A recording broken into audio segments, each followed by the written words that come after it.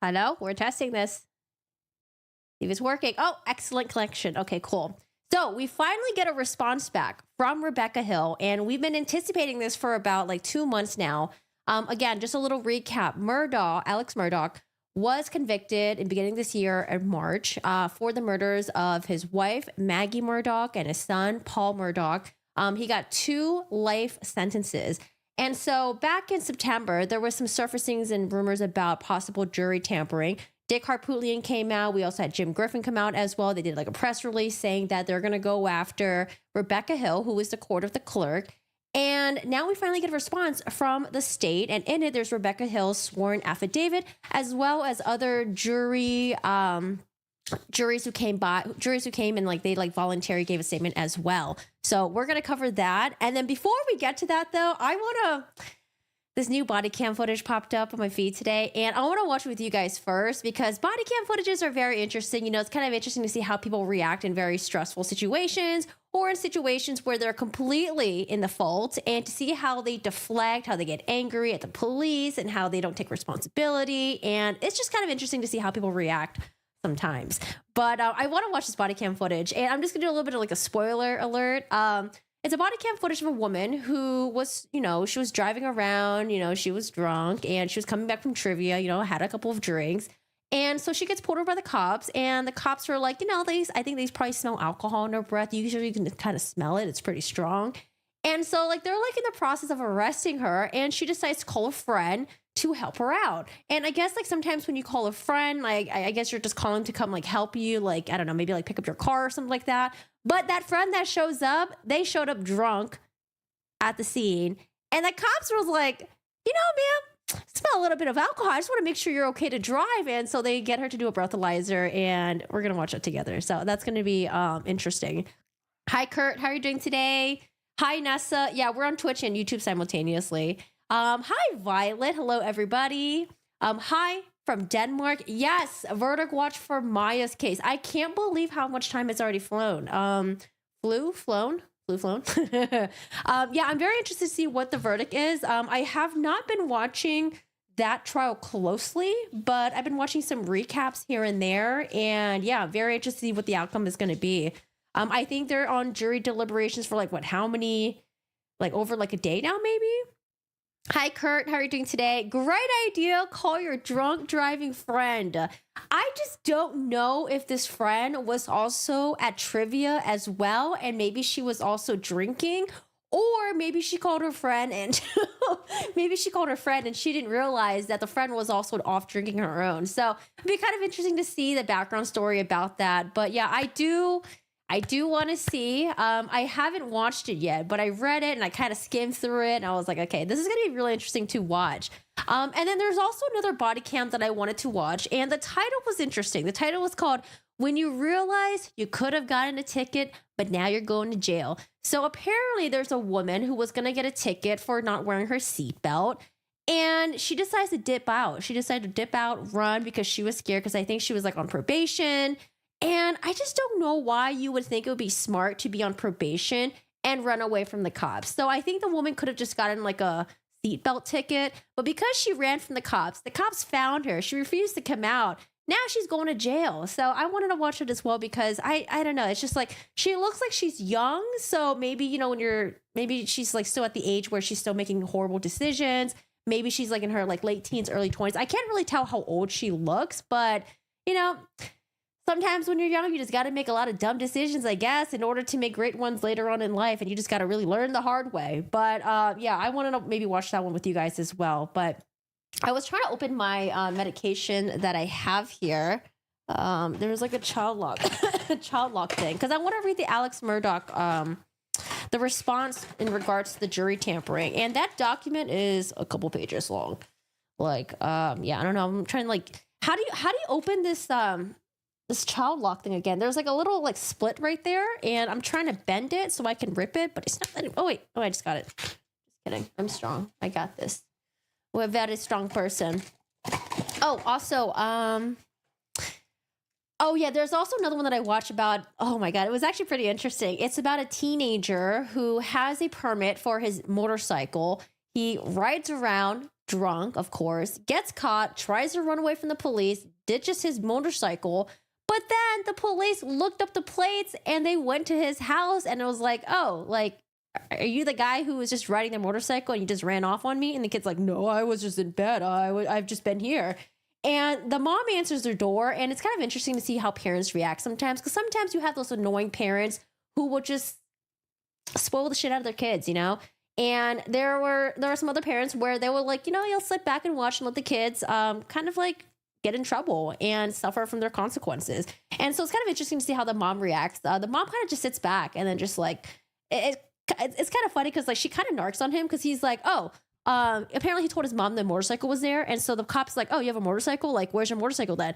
And he's like, oh, I don't know where it is. And then the mom's like, I thought you said the motorcycle was here. And then the cop was like, so where have you been all night? And the kid's like, oh, I came home at like, you know, whatever. And I've been watching TV or whatever. And the mom's like, no, I heard you come home like, you know, like not that long ago. The dogs were barking. And so it was kind of interesting to see the mom just like telling on the fucking kid. Oh, man. Hi, Alice. How are you doing today? What's up? Hello. I'm going to take some medication really quick. You think it was sus that she wrote that book? She should not have written that book. I mean, technically she was allowed to write the book, I guess, but I feel like when there's like, you know, big murder case happening, like I get it. You want to write your book. You want to get your thoughts out there, but like, I don't know, maybe wait a little bit. Damn.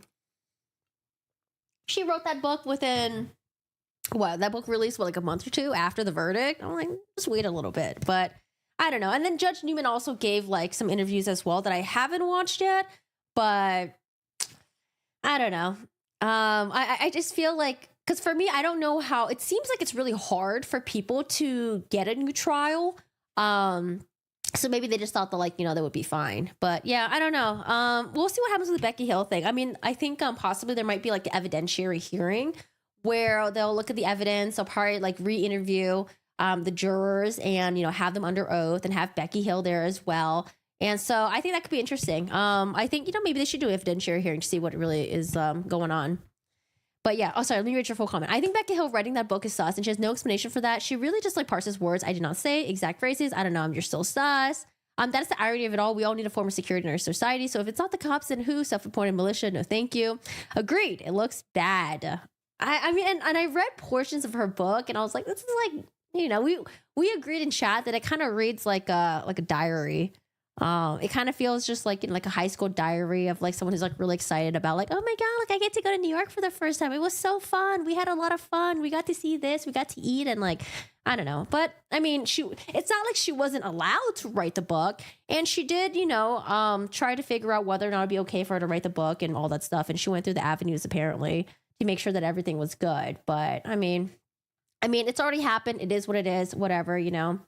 Nothing we can do about it. But yeah, I mean, I think the next thing would be probably do like evidentiary hearing. Is she still a clerk? I don't know what's going on with her. I don't know if she's like still actively a clerk or if like since they're investigating, if she's like, you know, like not working right now. Like I'm not really quite sure. I don't know if she's like on leave or anything.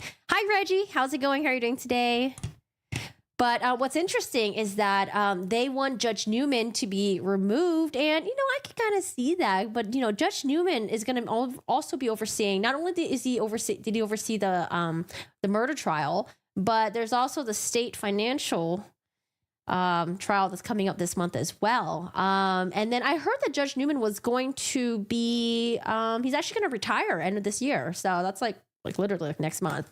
So I don't know. We'll see what happens. There's a lot of things happening. There's a lot of things going on right now. And it's just, I don't know. Alex Murdaugh is very busy while he's in prison.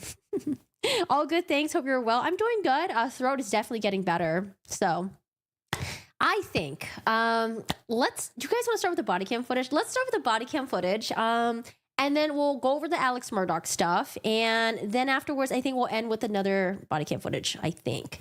But, oh man, let's, this is the screenshot that I had for the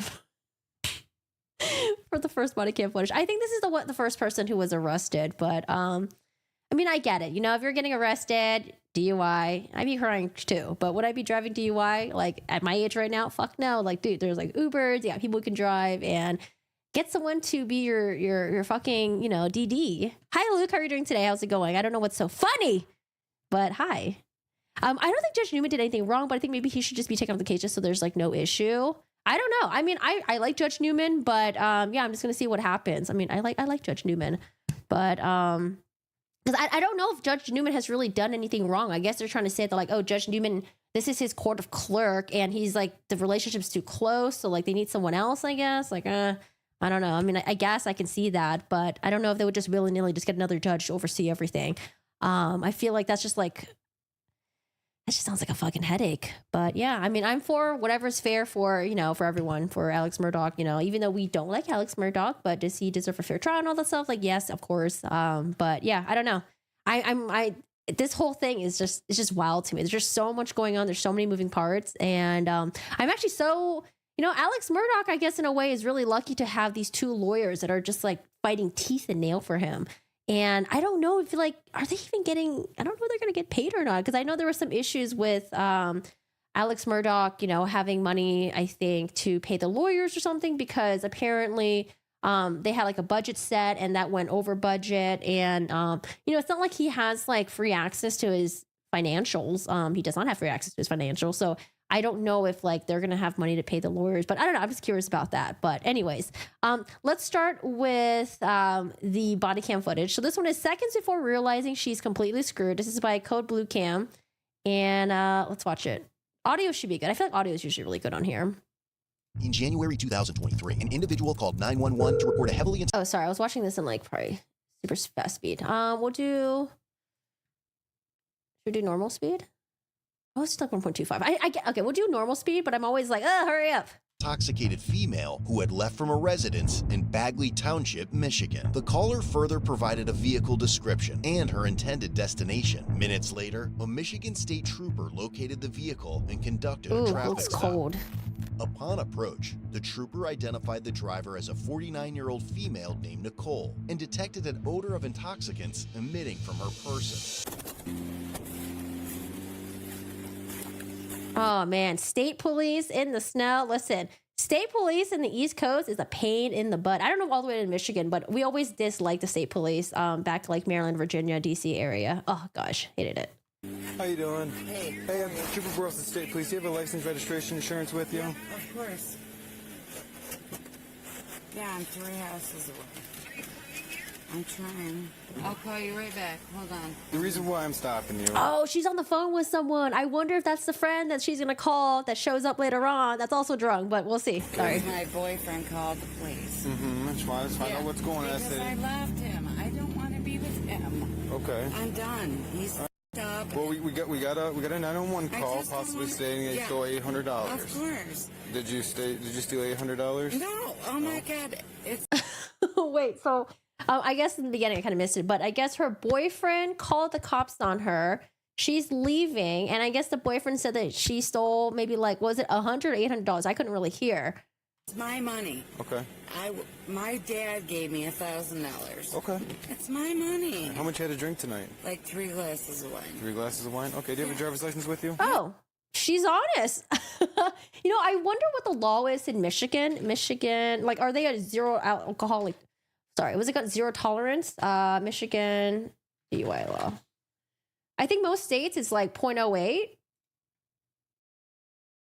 Michigan has a zero tolerance rule for drivers under the age of 21. Okay, so if you're under 21, absolutely no alcohol. Duh, because you're supposed to be 21 in order to drink alcohol. But for drivers over 21, okay, it's going to be 0.08. So that's like similar to like other states as well in America. Damn, she said she had 3 glasses of wine though. But I wonder if she didn't give a time frame though. So maybe she's like, oh, I had 3 glasses of wine within a time span, 5 hours, you know? That should be okay. Yeah, of course. Okay. Oh my God, he needs to be. He's f***ed up. I don't want to go to jail. Nobody says you're going to jail. I don't want to go to jail. Oh, I've been there once and I don't want to. Okay. You might Well, why don't you have to sit My tight? girlfriend Listen, why don't is you... 3 houses up. Okay, why don't you sit... I'm just staying the clock. I've been doing. Nicole, okay, why don't you sit tight for a second, okay? We'll get this sorted out, okay? Oh man, she's already crying. The waterworks are already out. I don't even know if she even realizes that, hey, I might get in trouble for drinking. I think her mind is just set on like, you know, probably the argument that she had with her boyfriend accusing her of stealing money. So like, I don't even know if like in her mind, she's even registering that like, hey, like I just told him I drank 3 like glasses of wine. I might get in trouble for that. I might have to go to jail for that. But I think she's thinking about like other issues that's going on. Huh? Yeah, she's intoxicated. She's intoxicated. Hey, I'm gonna call the complainant back real quick and see what he has to say real quick, and I'll test her in a second. You want me to just talk to her? Yeah, sure. How you doing Oh, today? she's already crying. Oh, she's got a little doggo with her. Oh, not the doggo. Oh man. I wonder if it's gonna be the boyfriend that's gonna bail her out of jail. I want to get slosh and then not go to jail. I love living in a place that has an abundance of Ubers. Yeah, she's in Michigan.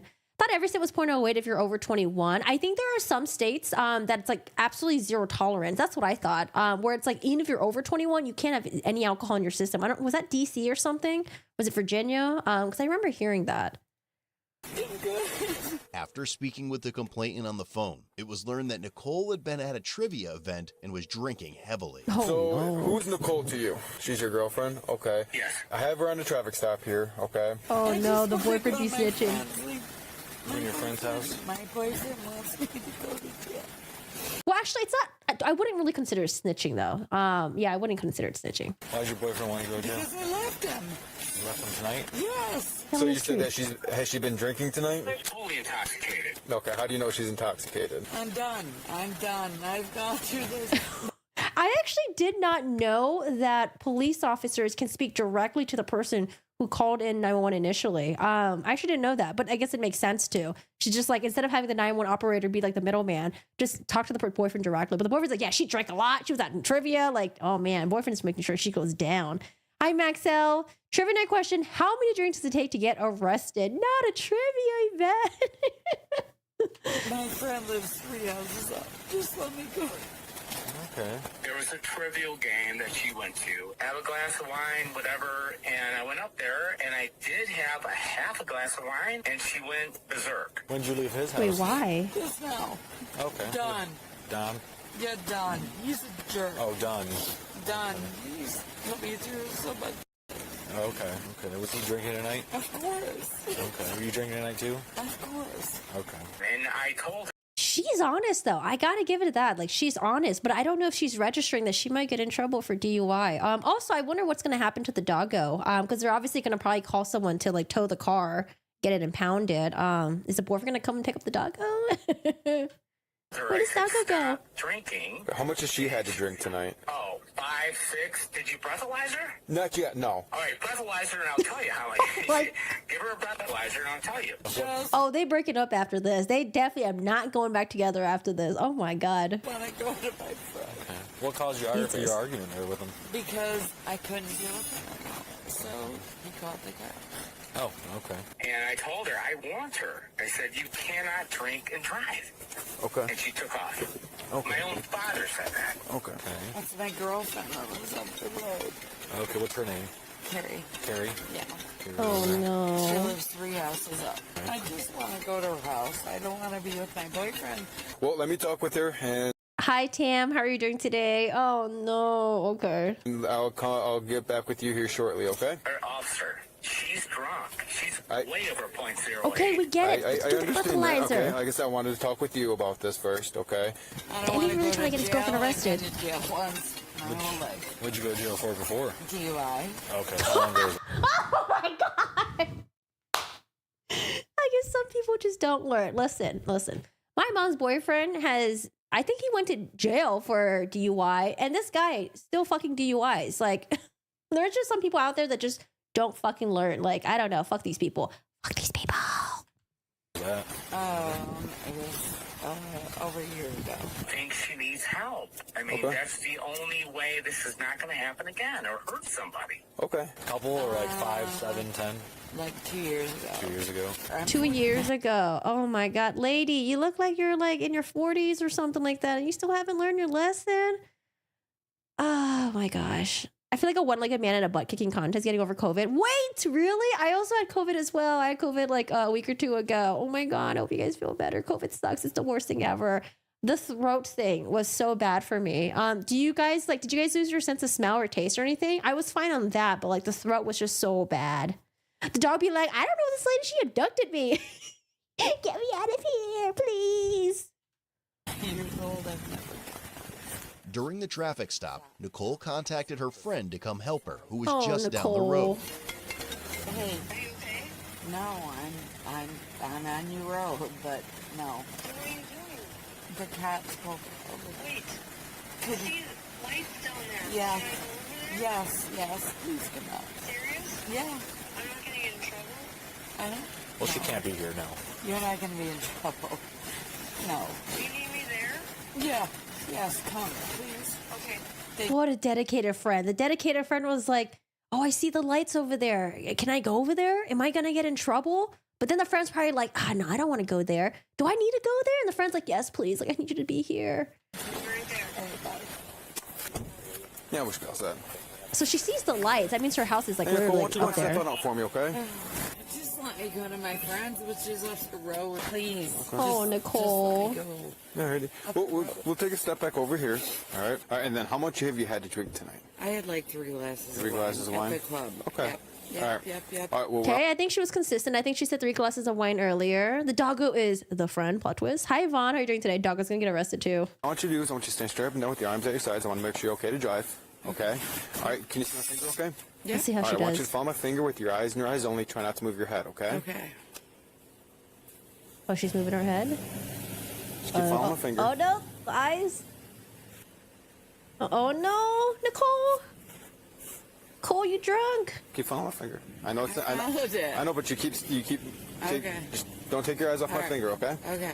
Okay. This we're gonna have you do is called the walk and turn test. Okay, are you able to do that? Do they still give that DUI test where they make you do the ABCs but backwards? Because I honestly can't. I can't do the ABCs backwards. So I don't know that. I feel like that sounds like an auto fail to me. Yes, the smell and taste got me big time. Cough, sore throat. Oh, both of your signs. Oh no, I hope you guys feel better. I still have lingering coughs, and it's so freaking annoying. She's an immature person. Nicole, I hope you learn from this. A few minutes later, Nicole's friend arrived, and the assisting trooper approached her. Hello. Can I help you? All right, so I'll have your arms at your sides. Mary, that's Okay. my girlfriend. Okay, I'll have your arms at All your right, sides. Carrie. Okay. Carrie's here. Okay. Can we help you? How can we help you? Checking on her because she said she was in trouble. Okay. All right. And I was just trying to Okay. help her.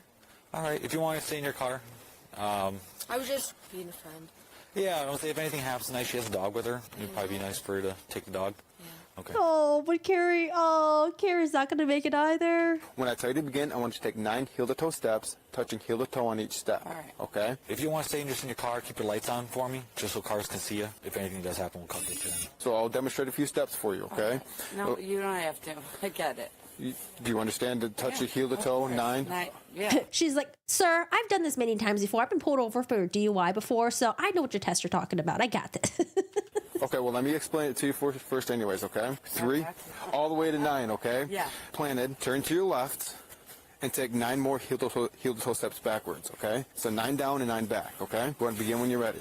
And count each step out loud. 2, 3, 4, 6, 7, 9.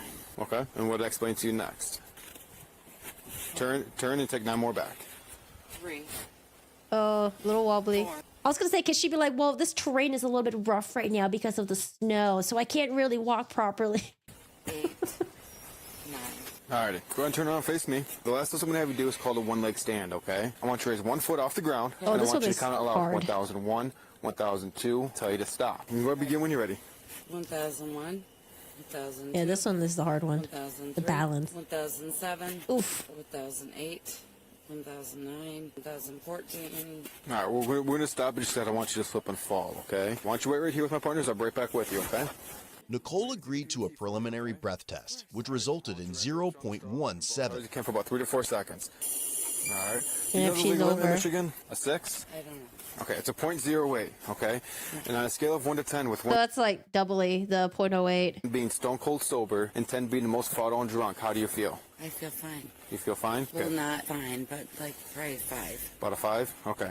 Well, you're more than twice the legal limit, okay? You're at a .17, okay? And, you know, she might actually feel fine because maybe she does drink a lot of alcohol, maybe like normally. We don't know that, right? But like there are times when people that like will have like a higher blood alcohol limit and they're like, yeah, I'm fine, you know, but they're still fucking drunk. So what now? I go to jail? So Hi, you'll be going to Chris. jail for operating while Can intoxicated. she take my dog? Yep, we'll talk about that in just a second, okay? Oh, All right, so right now, have you turn around, place your hands behind your back for me, okay? Just gonna turn your wrist so it's a little more comfortable on you, okay? Was there anything physical at all between you two? No. Just verbal? Okay. All right, we're gonna take a seat in the front seat of my car. I gotta read you a few things. What about my dog? Why wouldn't they just hand her the breathalyzer, be done with it? These field sobriety tests are ridiculous. I think like sometimes people, if you're just like, hey, I'm gonna do a breathalyzer, they probably just like shut down and they don't want to like do anything. And then at that point, that's when the police officer has to like threaten to like revoke their license and then bring them to the police station and then get the court order or do like the blood testing. So I think this is just like kind of like, instead of just going like straight for like the breathalyzer, it's just like, okay, let's start with something small. Let's see if you can do this test right here. Oh, okay, like it should be easy. Okay, then let's do this test right here. Then let's do that test right there. And then when you realize that they're fucking up in all the 3 tests, then boom, you hit them with the breathalyzer. Yeah, so I think it's just like a way to just get people to like just agree to do something initially to assess whether or not they're actually drunk or not. You said you're 14 okay. years old. That's what I think. I don't know if that's explanation. That's what I think. Also, I should be sad about leaving the dog. You should have been in the car. She could have killed herself in the pub. What's your friend's name? Carrie. Carrie. Okay. Oh. Carrie will take him. You okay with that? What? You okay with Carrie taking him for tonight? Do you want your vehicle at Carrie's house as well? Yeah. Okay. See if you can have somebody come pick it on up. Okay. Okay, so they're being nice. They're letting actually, because I thought that like even though Carrie's house is right there, I thought the cops would still have to impound it no matter what. But I guess like, you know, since the house is right there, the cops are just willing to just drive the car to Carrie's house for them. Or maybe they're going to get Carrie to drive the car since it's right there. But then little do they know, something's up with Carrie as well. Can't believe you called the cops. Okay. All right. We're gonna take a seat. I've done this twice. Why should I be? Okay. We're gonna take a seat in my car. Okay. Can I talk to Carrie for Just a moment. Let me take. Can I talk to Carrie for Nicole, listen. Please? Don't push on me. We're gonna No, go right I'm here. not. Okay. I will never. We'll talk. Well, can I talk to Carrie? Yes, I'll bring her over here and you can talk with her in just a moment. Just take a seat in the car. Okay. Stay warm, okay? It's cold outside. I don't care about that. We're gonna take a seat right here in the front seat. Can you put these in the front? I cannot. Okay. Oh, God. I would like a cigarette. Due diligence for the court. Oh my God, is she demanding for a cigarette? No, that is a Sarah Boone move right there. Nicole. Can you put these in the front? I cannot. Okay. Oh, God. I would like a cigarette. Can I have a cigarette? I can't let you smoke in my car. Can I have one outside? I cannot at this point. Oh, Ma'am, you're being handcuffed. I don't know. You're being handcuffed right now. I mean, they're not going to unhandcuff you and let you have your cigarette, or they're not going to, you know, hold the cigarette for you. Oh, man, that's a little bit of a Sarah Boone right there, but God, you're not like dog, are you? No, I'm not. Okay. All right. Oh, my God. Oh, my God. Yep, going to jail again. I hate him, and I'm never going to be with him again. it's not the boyfriend's fault. Like, yes, he narked on you. Yes, he called the cops on you. And yes, he was telling the cops that you were drinking a fuck ton, but you decided to drive. You decided to take your car, your vehicle, your dog. Like, I don't know. I'm sure there's still Ubers operating, unfortunately, because like, I think Ubers still will be operating even though it's like heavy snow out there. Man. I'm done. Upon speaking with her 44-year-old friend named Carrie, I like how they specify 44-year-old friend. It's like, okay, 40-year-old friend, no, old enough to know better. the trooper could smell an odor of intoxicants coming from the vehicle and no. observed that she had glassy eyes. So she's gonna go tonight to jail. You said you'd be willing to take that dog then? The dog of hers? Yeah. Okay. What's that? I said if needed, yes. Yeah, either you take him or he goes to the pound, so one of those. No, it's so sad. Or he goes to the pound. Oh, can't they just keep the dog at the police station? Like 3 doors down. Okay. I was with her earlier tonight. And then Okay. I came home. Yeah. Okay, this is what I was wondering. I was wondering if Carrie and Nicole were hanging out earlier because I don't know. Maybe Nicole didn't know that Carrie was drinking also. Or maybe they were at trivia together and they both were getting fucking wasted. So I don't know why Nicole would want to call Carrie, and I don't know why Carrie would agree to come. Yeah. Carrie was just trying to help out a friend, but then she just forgot that she was also drunk too, I guess. And she's like, oh, I'm that. Yeah. Gotcha. And Oh, dude. The police was like, wait, you were hanging out with her? And then as soon as she made that statement, he flashed the flashlight right at her. Oh, man. Carrie, why you do this to yourself, Carrie? I know you're just trying to help a friend, but like, you could have just walked over. Why you do this to yourself? Oh, my God. there we Okay. go. I gotcha. So I'm like, well, let me check out what I can do. Okay. You haven't had too much to drink tonight? No. How much have you had? Just one drink. I think. Oh, no. Okay, so Carrie might be a liar here. Hi, Queen. How are you doing today? The pound will put the dog in custody until she's free to make other arrangements. I don't know, man. I don't know if I trust them. I mean, what if they fuck up and like things happen? The dog gets adopted or he gets put to sleep. I don't know. My mind just goes into bad places, I guess. Oh, dude. Carrie, why? Why, Carrie? Okay, sorry. Just the one? Yeah. Okay. All right. We gotta make sure you're gonna be safe to drive. I can smell the alcohol coming from you. And how long ago was that one? Oh, it was just like 2 hours ago. I'm good. Sorry, go ahead. Okay. All right. So we can do the PVT real quick. You'll be low enough. You said you blow long. You just only had one drink tonight, though, right? That's it. I just want to make sure you're safe to drive. Oh, I'm just 2 doors down. Okay. No, I'm totally fine. Okay. I was just checking on. Yeah, no, I understand why you're here. Yeah, I just want to make sure you're safe to drive because I smell alcohol coming from you. I just want to get you out of here and you be drunk driving. Carrie's like, fuck. I inadvertently like self-snitched myself. Why did I come up here? Like, yes, you're only 2 doors down or whatever, but ma'am, you shouldn't be operating a damn vehicle still. I just don't know why you just don't get it. Oh, I'm totally fine. Okay. No, I swear.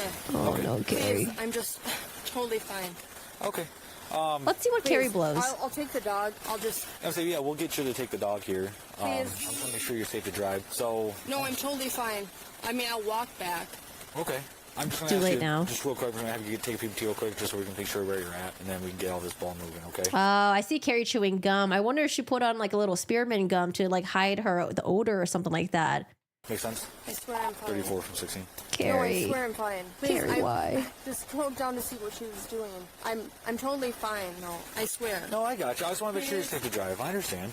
Please. Can you grab me the PVT real quick? I shouldn't have even checked on her. No, you're fine. You're just being a good friend. I just want to make sure you're safe to drive. You just had that one. I know, but still. Thoughts start to be so nice. Seriously, I can't do this. I can't. If I am over it, like I'm not, but I'm scared that I. Oh, but if I'm over it, but I'm not. But if I'm over it, I'm scared something's gonna happen. Carrie. I wonder if Carrie has a record of DUI though. All right, so this is a lesson learned for you guys. You know, no matter how tight your friendship is, your familial bonds, don't go out driving to a DUI arrest if you yourself is also drunk. Okay, don't be doing that. All right, fuck the loyalty. I am. Well, you just had one drink tonight. What did you know. have? This is You just a remember, lesson learned for beer y'all. Or like a wine? A mixer? wine. Like a glass of wine then? It was a glass, maybe it was 2 at the most, but that was it. Okay, just the two. That was 2 hours ago? Okay. Carrie also agreed to a PBT, So she upgraded from 1 to 2. So first she said she had only 1 glass of wine. Now she's saying she had 2 glasses of wine. That $1,000 that Nicole got from her dad, she better put something towards Carrie too. She would have helped Carrie out. Oh no, she's also she's not double. Okay, so she's like 0.127. Yep, she's over. She's pulling a Caitlin Armstrong. Oh, dude, I heard about that. If I'm found guilty, can you let me out with supervision? Girl, no, you try to escape twice already. No. which resulted in a 0.127. Oh, Carrie. So all you gotta do is listen on the 2, blow hard like you're blowing up a balloon, okay? Deep Oh, breath, Carrie. and blow hard, and blow hard, and blow, blow, blow, blow, blow, blow, blow. You wanna try it again? Do you have any gum in your mouth? I do. Okay, you wanna take that out real quick? Yeah, she I'm had trying to gum in step her on mouth Wolf. because I think she wanted to conceal her breath. Quick. Just I'm gonna test your eyes real quick, okay? Okay. No, you're fine. I just wanna make sure you're safe to drive. I mean, I am. Okay, that's fine. I understand. Yeah. I totally trust you. I just wanna make sure you are. I can't though do this. Well, I guess for her, instead of having her do the field test, they just went straight to the breathalyzer. Maybe they like assessed her, was like, she looks like the type of person who'll be okay with just accepting doing a breathalyzer on the spot instead of doing the whole thing. Oh man, Carrie's also gonna get arrested. Hey, at least the 2 friends will be in the drunk tank together, and they'll be sitting in prison together.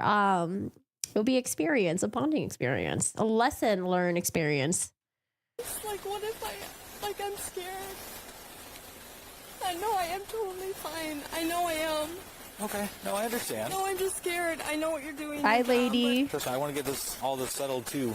I mean, I guess they don't do the alphabet one anymore. Actually, did they do the alphabet one for Stephanie Mendoza? God, there's this one person that we watched the body cam footage of her. That was such a bad one. She was driving drunk, driving really fast. She hit 2 pedestrians. She killed both of them. And she was like kind of like laughing at the scene, and then she was laughing after the arrest and talking about drinking more and going to Vegas. Sorry, what was the point that I was trying to make? Oh, the point I was trying to make. Did they do the ABC thing for Stephanie Mendoza too? Because that one I for sure would fail.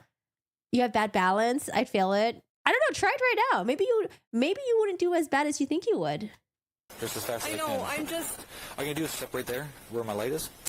You're gonna face me. You can put your feet together, hands by your side, keep your head straight. You're gonna look at the tip of my pen. Do you see it? All right. I'm gonna move my pen back and forth. You're gonna follow with your eyes and your eyes only. Do you understand? Mm-hmm. Okay. Oh no, she's moving her head.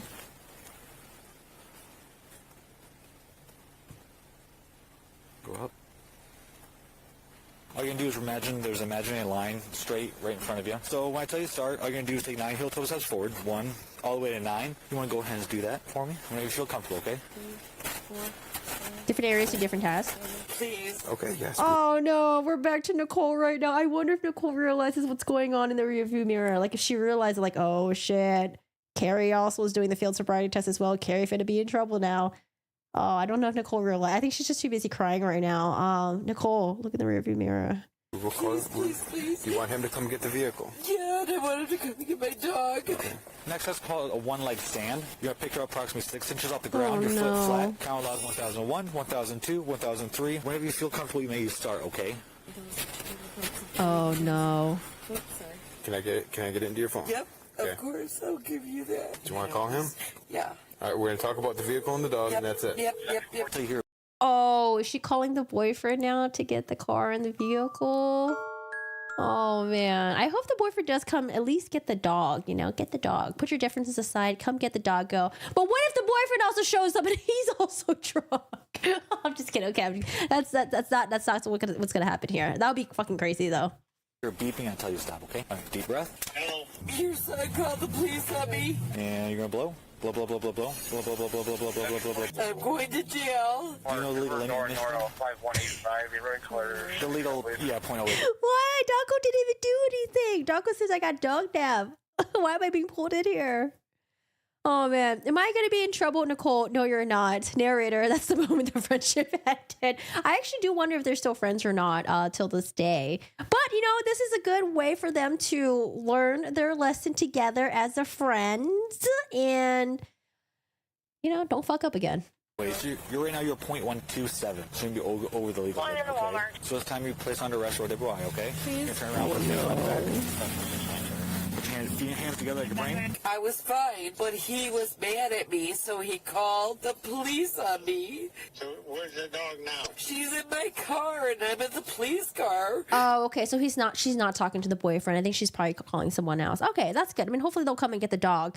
But it's just kind of interesting to see their reaction to being arrested. It's like they're not really accepting blame, responsibility. So what Nicole is doing is Nicole is saying, he called the cops on me. He did this. He did that. It's not like, oh, I'm fucking arrested because I was drunk driving. And then same thing for the other one. I mean, both of them were, basically pleading to the police like, oh, please, like, don't do this. Please don't do this. Like, guys, like, I don't know, maybe it's worked before to other people whenever they've been in a bad situation, and they want to get out of trouble, they probably beg their way out of it, and maybe it worked, and this is their tactic. But nope, they're dragging you both back to jail. You want my partner here to grab that wallet and your phone for you? Okay, where's that at in the car? I haven't done anything, though. I mean, I'm just down there. It's like 2 hours of time. Shouldn't have ever tried to help her out. I understand. You have good intentions. We're going to go straight to that car, okay? Well, I'll go there. I'll help you. I need to. Can't Carrie pull it George right? Oh God, here comes no, Carrie. Carrie's not going to be able to. Why? Oh, she doesn't know what happened to Carrie yet. Oh, you see the little arrow thing? Oh no, they're about to tell her, Nicole, you called your friend Carrie to come help you out, and Carrie, she showed up drunk. I mean, y'all were drinking at fucking trivia. Y'all were drinking a lot, and Carrie showed up drunk, and now she's gonna go to prison with you.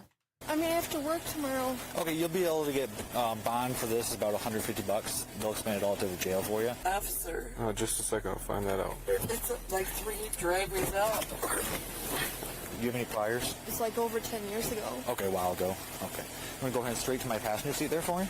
I think we might need toes. Minor? Really? Any what? He's going to call us toes. Really? Yeah, she's drunk too. How much? 127. 27? 127. Jesus, she's just older. So we're going to get 2 toes and ACO. Are you taking yours for a blood draw? Breath. For breath? Okay. Are you doing blood? The cop's reaction. Jesus Christ. Oh no. So both their cars are getting towed. Don't know what's gonna happen to the dog yet. Listen, you. I do breath. You want to put these both under your complaint? No, because you carried the arrest on that one. Pull a separate one for that one. Saying we just add it to yours and just... That's a separate incident, though, technically. Same incident. The same incident, but separate. You got a separate arrest with it. Think so? Yeah. Trust me. Yeah. They're like, oh God, okay, who wants to do the paperwork on this one? You do the paperwork. Okay, it's a separate incident. No, it's the same incident. No, it's a separate incident. You do the paperwork. They're like, who wants to do the paperwork for this? Was there anyone else in the car? No, no one was in Carrie's car. Who's taking credit, lol? Able to stay with the car. I can stay with them. Did somebody put my car in the garage? We're going to get a tow for your vehicle, since we can't have anyone can move it. Can't just move it 2 houses down? Nope. We cannot. Nope. We can't, because then we get liable. What'd Carrie say? Boy Tom Sam 890. Hold on 1 second, okay? Yeah, because that's my understanding. It's like, they're not going to drive your car and put it in the garage. Like, they're just going to get it towed. Like, I'm sorry, Carrie. And getting your car towed sucked because when you pick it up, what is it, like $500 when you pick it up? Like, it's really expensive when you get your shit towed. Ooh, good luck. Come out. So just stay at home. Nothing you can do. There's nothing we can do. I just found them 2 houses down. Can you please let me in a second? Like, I don't know. And what I don't understand is, like, this is your community, you know? Would you really want police letting people who are drunk driving off the hook? Like, this is your community. Would you really want police to function that way? Probably not, because, you know, you don't want to be on the receiving end of a car accident if someone crashes into you with your drunk. So it's like, I mean, unfortunately, you're the ones who are the perpetrators in this situation. But, like, honestly, would you really want cops to be like, you know what, ma'am? You got double the, you're over double the drinking limit. And, yeah, we're just going to let you go. Yeah, we'll let you go. We'll let you continue driving to your friend's house. You know, it's fine. We'll just let you guys go. Like, would you really want police to be like that? No. Cigarette. That's all I ask before we go to jail. 7334. Oh my God. So I'm a peace officer. You're under arrest for the offense of operating a vehicle while intoxicated. Could I just have a cigarette? I cannot allow that, no. Why? Because Oh my God. you can't smoke in my car. I won't. Your refusal to take this Close test the door, shall result Nicole. in suspension of your operator's or chauffeur's license, in addition to 6 points to your driving record. After taking my chemical test, you... Nicole? Take me to Nicole? jail. Go. Nicole? What? Okay, so Ron's towing is going to have your vehicle. No, my... Okay? Your dog is going to be with the dad. Okay, Wait, why can't the dad take the vehicle? If I get locked up, they better give me my dog. I'm going to need emotional support. At least she's going to have a friend in jail. That's what I will say. At least they'll be locked up together. She won't be alone, I guess. I'm actually confused, though. So I guess, like, her dad or someone's dad is coming, but why isn't the dad allowed to take the car? Or maybe the dad doesn't have anyone to come with to bring the car back, and it's just him. What is that? I accidentally hit my horn. Can my friend Carrie take it to her house after she takes... Please? No, Carrie's drunk. She's not able to. Why? Because.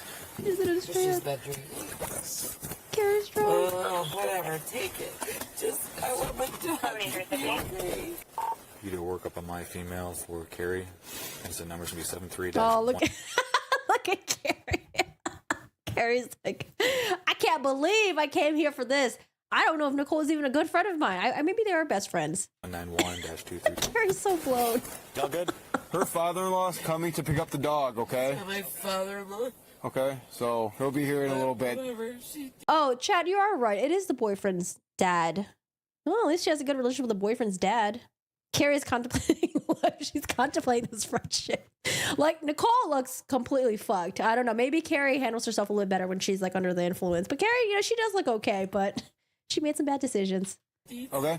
Okay. We're going to be en route to the jail. Beginning mileage is 40011.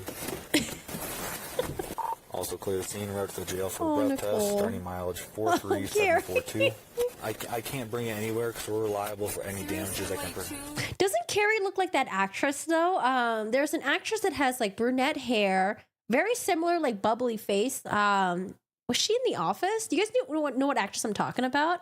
She's like usually in like comedy TV shows or movies. I'm pretty sure she was in The Office. You guys know what I'm talking about? I just don't know her name, and I don't even know what, like, she's one of those people that's like in like a lot of like shows or movies, but you just don't really know what to pinpoint which movie or show it was. But I think she was in The Office, or maybe not. But I feel like she always plays like the HR type lady, who's like, wait, has she played a Pam before? Or she kind of does look like Pam from Archer. I understand the frustration with it, trust me, but people in the past have sued us over stuff like this, so we're not allowed to do that. And see, the crazy thing is she keeps saying that I'm only 2 doors down. Well, bitch, why didn't you just walk then? Why did you drive? Like, I know it's snowing and stuff, but I mean, could have just walked. Jenna Fisher. Let me see. Jenna Fisher. No, not Jenna Fisher. No, not Pam. Sorry. This is a different Pam. I'm talking about Pam from Archer, but no. No, there's Angela Kinsley. Oh, wait. Is this her? No, not Angela. No, sorry. No, she was in Workaholics, I think. Workaholics cast. She was in Workaholics, I think. Oh, maybe not. Oh, Jillian Bell. Y'all know her? Doesn't that kind of look like her? Kinda? You know what? I thought she was a brunette. I know she was a blonde. I guess she is a blonde. Does it kind of look like her? She kind of looks like Angela from The Office. It's the lips. I think it's like they both have like baby pouty faces, right? The cheeks. Hi, Enemy. How are you doing today? Just like the band. She's 3 doors down. Get it? No. She looks like the Seven Heavens girl. Dude, it kind of looks like her. That's Carrie right there. No, this not her though. The other one. Once you get into the jail, you'll be able to look those. Wait, what? Once you get into the jail, they'll be able to. Oh yeah, the captain of the jail, the big fat guy. He's I don't know him. I don't see him. He's a dick. Sorry about that. Can I just get out tonight? Right? It kind of looks like her. Jillian Bell, sort of. Maybe younger version of her. Kinda. Can I see it? Oh, man. I wonder if this is her first arrest. So you'll be out in the morning. I can't do this. I should have never done it. I should never come out to try to help her. I'm like pissed. I know you're doing your job, and I appreciate and respect it. No, I understand the frustration. I was married for over 26 years. Nicole? And then I met this douche. Wait, she was what? She's still blaming the boyfriend. Nicole, you got to take responsibility for your actions, okay? You can't be blaming the boyfriend for everything. Like, yeah, maybe he is a douche, maybe he's a shithead, but can't be blaming your boyfriend for everything. Oh, is she also from Community as well? I didn't know her name, but yeah, she does look like her. She came out in Jump Street 2. Most drinkers think they're invincible. True. Can't do anything sauce. This is why they drink and drive mostly. Yeah, it's inconvenient to leave the car behind, but much cheaper and easier than the alternative. Like, I don't know. Usually it's like nowadays people, when they like are planning on drinking, you just kind of like make a plan. Like, okay, like we're all going to like share an Uber together, or we're going to have like blah, blah, blah as like DD, like, I don't know. Like, do that. Like this is way more expensive. Having to get your ass dragged to fucking jail, getting your car towed, having to hire a lawyer, and then showing up and then paying whatever fines and then community service or prison time. Like this is a fucking hassle, dude. Or just don't drink, okay? Drinking's not even that great. It's not worth it. It's not even that great. Bag. Nicole. And oh my God. Nicole. Really? Nicole. Do you see I don't have a record? Nicole. Do you see that? Nicole. Yeah. Okay, so Ron's towing is going to take your vehicle. So you'll be able to get it. I can't leave it there. Carrie can take my Carrie cannot take your vehicle. Why can't she? Because it's just 3 houses away. That's besides the point. Okay, so Ron's towing. Whatever, take it. Okay. I don't care. I can't imagine how Nicole would be hangry. Nicole doesn't seem like a person who would be kind of pleasant, when she's hangry. Nicole's like, I need my cigarette. Everything's my boyfriend's fault. Like I've had no record, you know, for whatever amount of years. And then I met him and now look at me now getting 2 DUIs, man. It's all his fault right there. She thinks she can drive fine and therefore won't get caught. That's why she's blaming the boyfriend so hard. I mean, yeah, she probably wouldn't have gotten caught if it wasn't for the boyfriend that called and, you know, called the police in her ass. Oh man. I don't know. The boyfriend should watch out. I don't know. Maybe Carrie and Nicole both are gonna go after the boyfriend. Gonna blame the boyfriend for everything. I don't know if they're gonna take responsibility for this. Hi, Fire Nitros. How are you doing today? Yeah, doing good. Still have like a little bit like scratchy, itchy throat. Like, sorry. My camera keeps moving. I keep pushing. I think, is my dog down? Oh, he is down there. He keeps pushing the camera back. It was just obvious to you. Like, I seemed like I was under the influence. I told you exactly what I saw, which was the stuff I could smell from you when I was talking with you. And then I do this for a living. I know you do. So Yeah, people also underestimate how strong the smell of alcohol can be. Because like not only does it come out of your mouth, it like emanates from your pores. Like you can just like smell it, especially if you've been drinking for like hours and stuff, you know? So maybe she thought by that time, maybe she went home, maybe she took a shower, maybe she thought she would have been in the clear or something. She was chewing that gum. She's like, you know what? I got this. I'm not going to get in trouble. But girl, you should just have went out in the first place, you know? It's Stayed home. looking outside, looking in. I respect it though. I do. No, I understand. I understand. I'm never gonna down you for being frustrating. You know. I didn't even do anything. I drove like a couple houses down and I get for this now. It's not even that I did anything bad. I should have never come home. Okay, you didn't do anything bad. I wasn't even gonna leave the house. And here I'm like, oh yeah. Let me see what's up. Here's what I want to know. How did these two women get home from trivia? Because I wonder if they really want to look into it, if they can actually get like surveillance footage from the trivia place and see if these two women actually drove home from trivia. Because the reason why they're both so drunk is because they were drinking at trivia. So, I mean, if the cops really want to go back, you know, they could be like, oh, hey, like, so how did you guys get home from trivia? Did someone drive you or did you guys both drive separately? So it's possible they both could have, you know, they both could have been driving drunk twice from earlier, but we don't know. We don't know what their driving situation was. That I have to be friends with, like, Did she call you? yeah.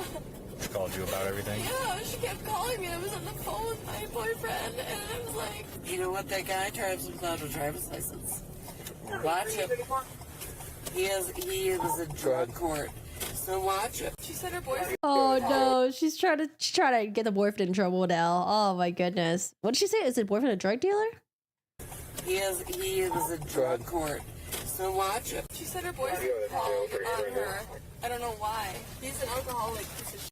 Her boyfriend. Yeah, like I don't have any of that 40016. Oh, there's Carrie. shitty. Ending 40016.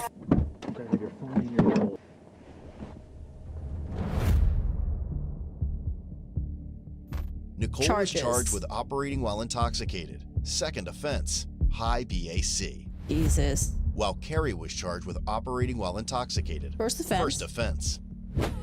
Nicole and Carrie's bonds were set at $200 and $150. In other words, it can be learned that Nicole essentially screwed over her friend. I mean, Nicole screwed over her friend, but she also did it at the same time. Carrie really screwed herself over. That's what I'm thinking. Like, yes, Nicole called her friend to come over and was like, oh, you're not going to get in trouble. But like, come on, Carrie, she royally really did just screw herself up. It was really Carrie. What is 2 houses down in rural areas? That could be like 10 miles. Okay, so apparently Carrie, the friend, said that she like looked out and then she saw there was like lights or something. Like I think she went out and saw that like there was like some lights. So I was thinking like, okay, Carrie, why didn't you just walk there? Why would you pull up your, like, I know it's snowing and stuff, but like, don't pull up your vehicle over there, especially if you're drunk. Just walk there. If you walk there and you show up drunk and, you know, the cops can't arrest you for walking while drunk or something. But she decided to drive down there, even though she said she saw lights and stuff like that. Like you could have just drove. I mean, you could have just walked. Oh, man. Head over to codebluecam.com. Oh, and they got the check out merch our great now. selection of quality. Yeah, that was a very interesting body cam. They literally just uploaded this. Oh my goodness. That's wild. That is wild. Like I get it, like they're both drunk. They're probably not in the right state of mind, you know, but the fact that like they immediately just like start, you know, when you shift the blame to others, you know, not accepting responsibility and blame for yourself, you blame other people. They both start hogging on the boyfriend. Carrie was like, oh, you should watch him. He drives, doesn't have a license. Keep an eye on him. Oh, this is the boyfriend's fault. He called on me. And then the friend was like, oh, the boyfriend's a piece of shit drunk. Blah, blah, blah. Like, I don't know, guys, like, you guys are in trouble right now. Like, you guys need to grow up. You guys are like in your 40s. Nicole, I don't know how old she is. I know Carrie, they said she was like 44. But, what did we learn today, guys? What is the lesson learned from the body cam footage?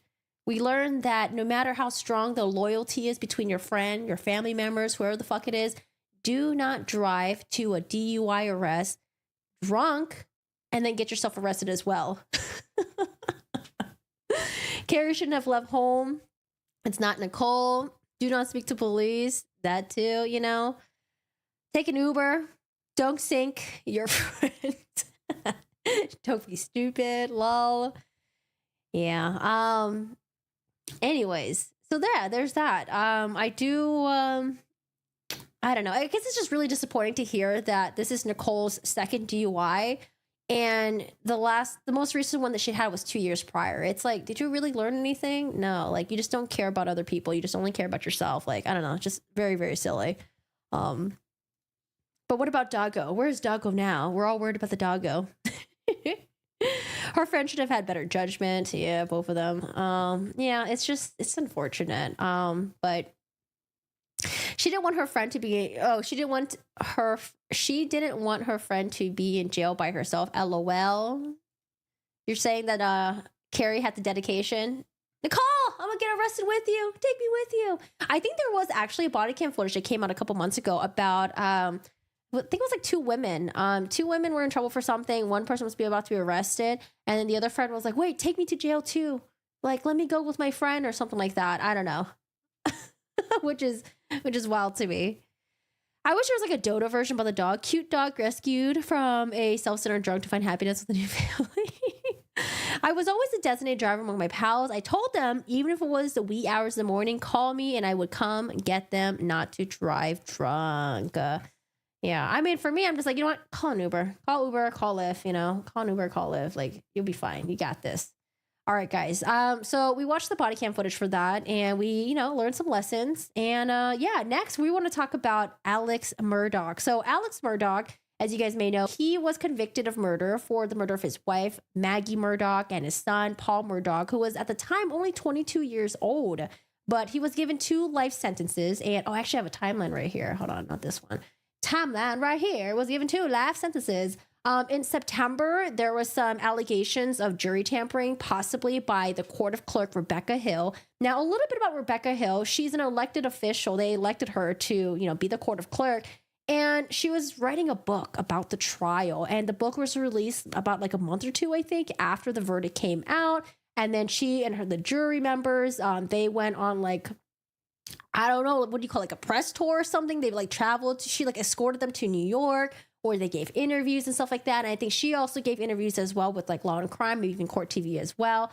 But she really wanted to have her voice out there. But Dick Harpootlian, Jim Griffin did a press release 2 months ago, back in September. And they were saying that, like, we talked to some of the members of the jury. We drove the back houses of blah, blah, blah, blah, these roads and stuff like that out in the country. And we talked to the jury members and they were saying that Rebecca Hill was, engaging in jury tampering. Essentially accusing her of saying things to the jury to influence them about when Murdaugh was about to testify. And then also things about during the verdict as well, when they were deliberating for the verdict. And I think they were saying that like, they didn't let the jury, go out and have their cigarette breaks when they're supposed to. And there's like 6 members who smoke cigarettes and blah, blah, blah. And so we were waiting on, the response of Rebecca Hill. She kept quiet. She didn't say anything. And it makes sense because, you don't want to just willy-nilly just make a statement, right? You got to get lawyers involved and all that stuff. The state has to get involved. And so today we finally, was it yesterday? Yesterday we get a response from the state for Alex Murdaugh and his attorneys wanting a new trial. And can you imagine if a new trial were to happen? If a new trial were to happen, imagine all the things that Dick Harpootlian, Jim Griffin can do better. Because initially, if you guys remember, the roadside shooting was not supposed to be let in. But Jim Griffin opened the door to that, and the roadside shooting came in for the trial. Same thing with the financial stuff. A lot of the financial stuff was not supposed to come in, but I believe it was also Jim Griffin as well who accidentally opened the door on that, and that all flooded and came on in. But in addition to that, because things were looking so bad for Alex Murdaugh, he had to go up there and testify. And did he really do a good job testifying up there? In my opinion, no. I think he did horrible up there. But I understood why they wanted him up there, you know, or I understood why he probably wanted to go up there, because he's probably like, you know what? I'm an attorney. I've tricked people for 30 plus years. Like, people are going to look at me and they're going to trust me, and I'm going to be able to manipulate them. That's what I think. I think Alex Murdaugh went up there because he had the gall to think that he was going to be able to manipulate the juror and to lie to them again and to get them to believe that, you know, he was telling the truth and stuff like that. So there's a lot of things that could be done differently if there was a new trial. But I want to read the state's response to it. In it, it's going to have the affidavit of Rebecca Hill, where she's going to disavow some of the things that the jurors were saying, and then also some statements that they got from the jurors as well. So I think the next step would be possibly, maybe they'll have an evidentiary hearing to, you know, really figure out, was there jury tampering? So I'm not really quite sure where it's going to go with that. But it's just kind of messy right now, because in this month of November, there's also supposed to be the state financial crimes with having Judge Newman as the judge, who was also the judge for the murder trial as well.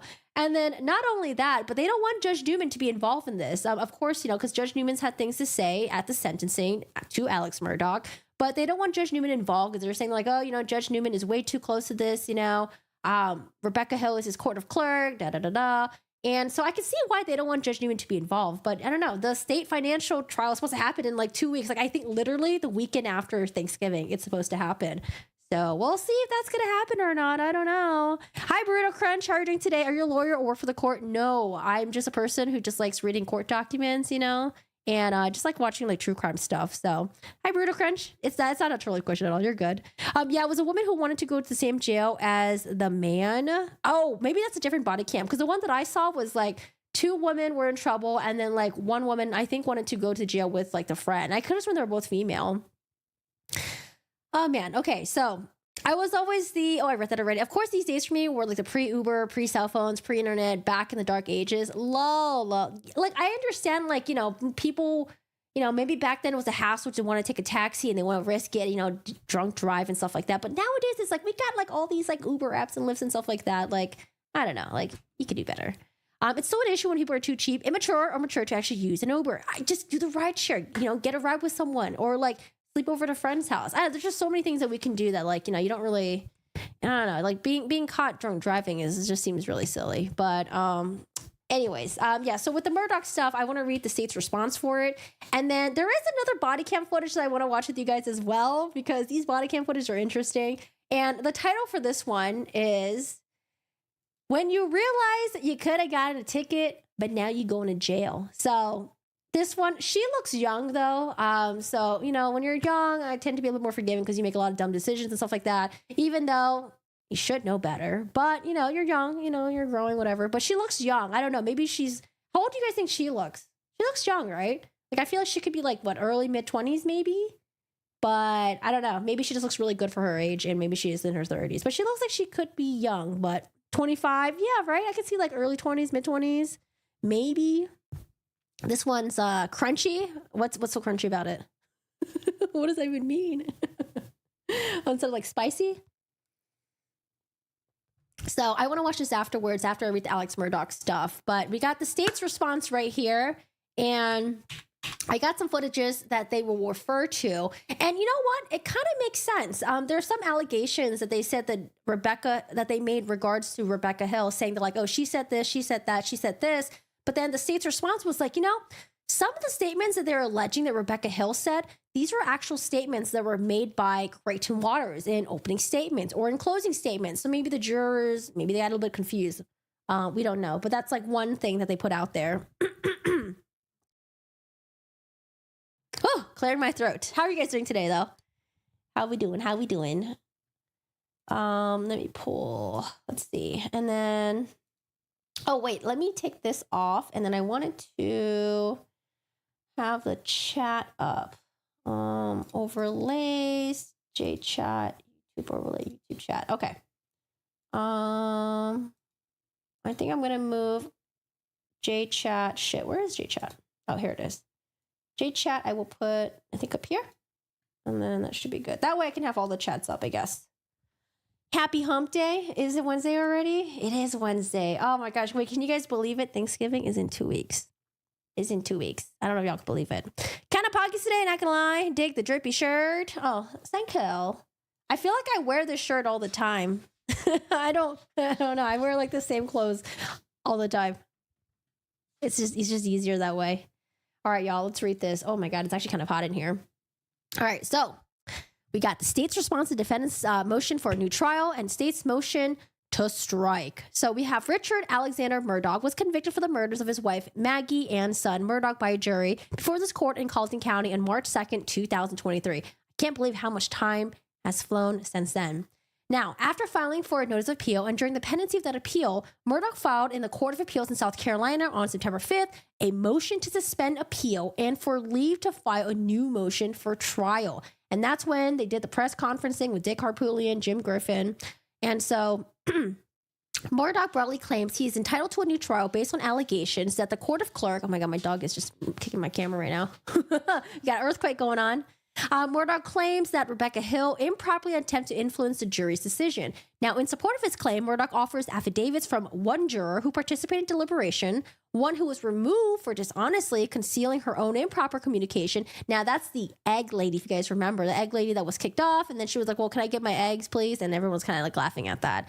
There's also 2 hearsay affidavits from his counsel's paralegal. Now, a little bit about these affidavits from the counsel's paralegal. So they had 2 other jurors who apparently talked to them, but they never actually gave like a sworn affidavit because they were too busy to come back to sign something so important. I don't know. That's what the Murdaugh attorneys say. So I don't know, but they're hearsay docs, I guess. Murdaugh additionally advances a sweeping conspiracy theory about a wholly irrelevant Facebook post with scant evidence to support it. The state responds as follow. Now, the Facebook posting, I did find it a little bit shady from Rebecca Hill's side because she said she saw a Facebook post and she was like, she had enough of it and she just kept scrolling down. It's like, why didn't you just take a screenshot of it? It's so easy to take a screenshot on your iPad, on your phone. Like, why didn't you take a screenshot of it? Because later on, when she tried to find the post, she said that she couldn't find it anymore. So they're alleging that she like made up this post in her mind that it was actually a real thing. Hi, Alice Ann. Thank you so much for the $1.99 with that little corgi. Hi, Leela. How are you doing today? How's it going? Oh, J chat is for something else. It's what's showing my Twitch chat. Don't worry about it. Okay, so this is the state's response. 1, law and procedure. Colorable? Is that a word? Colorable claims. I guess it means like colorful claims. After discovered improper external influence on jury may necessitate a judicially conducted inquiry to confirm the validity of the verdict as free from external influence through the defendant must show actual prejudice. All right. So the law permits, but skeptically receive motions for a new trial based on after discovered evidence. And never does the law permit highly motivated convicts to put their own jury on trial. I'm going to skip the quotes here. Oh, yeah, it just popped up. Thank you so much, Alice. I appreciate it. I'm not sure how to take a screenshot on my phone. Leon, what phone are you using? I'll teach you.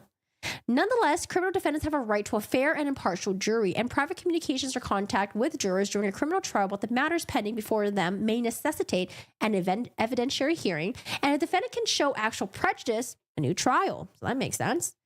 Skip through this. Not every inappropriate comment made by a member of the court, staff to a juror rises to a level of constitutional error. Were that the rule, field trials would be constitutionally acceptable. Additionally, jurors are presumed to follow the law as instructed to them, to include instructions of what constitutes proper evidence and to consider into deliberations. Why was that so hard to read? To consider in deliberations. And such instructions are usually deemed to have cured the erroneous exposure to improper evidence or argument. Now, where a defendant knows or could have known of a constitutional issue at the time of the trial, defendant is obliged to timely raise that issue to the court's attention, or else write it in future appeals. Where a defendant does not learn of a constitutional violation until after the trial, the defendant is obliged to seek relief within 1 year of actual discovery of violation, or when it could have been discovered through reasonable diligence, or within 1 year of setting a remainder from appeal. A prima facie, so prima facie is like at face value, I think, showing that a defendant is entitled to relief is necessary before an evidentiary hearing can be granted. If iPhone right and lower left button push simultaneously, we'll take a screenshot. No, right and higher left button. Yeah, it's like one of like the top button and like one of the volumes. But that's I have an Android though. I don't have a I don't have a iPhone anymore. I used to. A jury poll may cure any procedural irregularities and confirm that each juror approves of the verdict returned and that no one has coerced or induced to agree to a verdict to which he or she does not actually assent. Now, I think at the end of like when they read the verdict, I think the defense wanted to have a jury polling where they asked the jury like, oh, is this your true and final decision? Did anyone influence you? And they all like give their answer at the end. And so they did do the polling. If that prima facie showing is made, the resultant evidentiary hearing is strictly limited, judicially conducted affair, particularly as concerns examination of the jurors. The competency of the jurors and witnesses is strictly circumscribed by the rules of evidence. And that's the quote that they have there. Let's talk about the green. Okay, so here are some of the questions. Was your verdict guilty of both charges? Is that still your verdict? Was your verdict based on 1% on the testimony, evidence, and law presented in trial? So these are, I guess, different variations that they can ask the juror at the very end. Thus, the established practice is that when considering allegations of inappropriate communications, the court should voir dire the complaining juror, each juror who engaged in the final deliberations, and the alleged improper communicator, with at least one, whether the communication actually occurred, and if so, its context and substance. Number 2, number of jurors exposed to the improper communication. Number 3, the weight of the evidence properly before the jury. And 4, the likelihood that curative measures were effective in reducing the prejudice. But for proposed questions submitted subject to judicial, subject to judicial pre-approval, the court should not permit interrogation of the jurors by the party or the attorneys. So, I mean, Dick Harpootlian and Jim Griffin has already interrogated the jurors. It seems like jurors are citizens who committed tremendous service to their community and country through a sacrifice of time and effort to weigh in on the most serious issue that can be put to them: a man's guilt and his freedom. Jury duty is a cornerstone of civic duty. I'm going to skip through that. Okay, so let's see. Trial. Near the end of Murdaugh's trial, separately sourced reports of improper discussions and social media posts were brought to the court and investigated, resulting in the excusal of juror 785. Again, 785 is a juror who had the Aggies, who now raises allegation he or she expressly denied to the court when examined. Oh, so they're basically saying she's contradicting herself because they did bring her up there and ask her questions. But it seems like she's being contradictory because what she's telling Harpootlian and Griffin is different. Portions of the trial transcript illuminate or otherwise relevant to resolving the allegations now raised by Murdaugh. The state excerpts and summarizes them as the follow. A. The court consistently instructed jurors to not discuss the case and to only consider the competent evidence present in the courtroom. Now, once the juror was selected, the court promptly admonished the original 18 jurors that, in quotations mark, it is important for you to know that you're not to discuss the case with each other or with anyone else, and not to endeavor to find any information about this case other than what you will see here in the jury in the courtroom. Now, this is something that was mentioned pretty much like any time the jury would take break. This is something that was said by Judge Newman. And so whenever they would take break, and then at the end of the court day as well, just a reminder like, hey guys, don't be discussing the case with anyone or amongst yourself, and don't seek any information. After the break and during the court's preliminary instruction, it again emphasized the importance of not discussing the case and accepting only the evidence presented into the courtroom. Again, another quote. Consistently throughout the trial and even at points during the jury selection, the court reminded and admonished jurors to not discuss the case. So these are transcripts that they're citing right now. In its charge to the jury at the end of the case, the court instructed the jury they were only to accept the evidence presented, that they're only the sole judges of credibility. Did you found it? It works? There you go. You are to consider only the testimony which is presented from this trial stand, along with exhibits and other evidence presented during the trial. Any other evidence or exhibits which have been made part of the record you may consider, along with the stipulations made by counsel. You are also the judge, the sole judges of credibility, that is the believability of the witnesses who have testified and of the evidence offered. It becomes your duty as jurors to analyze and to evaluate the evidence and determine that evidence which convinces you of its truth. Lady, are you excited for jury duty? Is all this making you excited for it? Anyone else have jury duty coming up soon? Let's see. So again, telling them not to talk to each other. B, certain statements attributed to Clerk Hill by juror 630 closely resemble statements made by court by the state. So this is the part that I think is really interesting. So there are certain statements that they allege that Becky Hill made to the jurors, but the state realizes like, oh, some of these statements actually sounds like statements that Creighton Water made in his opening statement and in his closing statement. The parties made their opening statements on Wednesday, January 25th, 2023. The state, as part of its own the state, as part of its own opening statements, advised the jury. Okay. So I actually have it right here. I'm just going to play it really quick because, you know, why read it when you can just play it? You're going to see video statements of Alex Murdaugh. Okay, right here. So there's Creighton, opening statements. You're going to see video statements of Alec Murdaugh. You're going to see body-worn camera of him at the scene when law enforcement arrives. And hear what he says. And hear what he says about that night. You're going to hear 3 recorded statements on video that he gave with law enforcement, and you're going to hear how things progress about what he says and what he says he did that night. Watch those closely. Watch his expressions. Listen to what he's saying. Listen to what he's saying. That's the statement right there that it seems like a juror have alleged that Becky Hill said to the jurors. But the state's saying, they're like, well, you know, it seems like it was Creighton Water who said that, so maybe they're getting it mixed up. So that's one statement right there. Watch those closely, watch his expressions, listen to what he's saying, listen to what he's not saying. Another thing, the jurors complied and were so closely attentive throughout the trial. At the end of his initial closing argument, the state implored the jury to not let Murdaugh fool them. Closing argument. So I got this one. This is a sealed exhibit. This is what he did. This is what he did right here.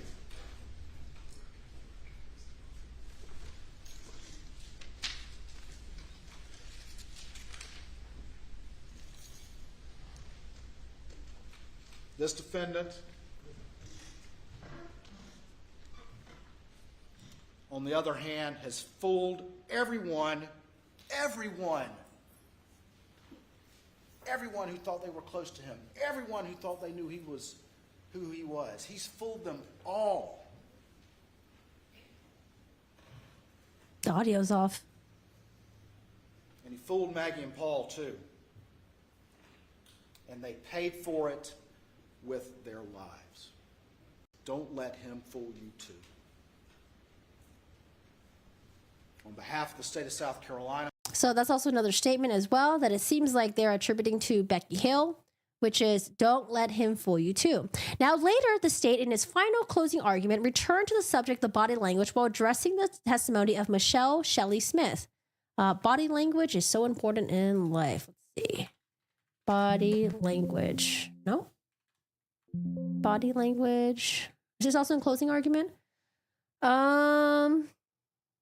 Do you think she knew then? Do you think she knew right then? Do you think? Oh, not pulling up. Okay, I'll just read this one. So he says, do you think she knew right then? And that's real. That's real. Shelley is real. You saw her. Body language is so important in life. Body language. Mr. Waters was talking about the defendant about all of our body language. Did you see Shelley's?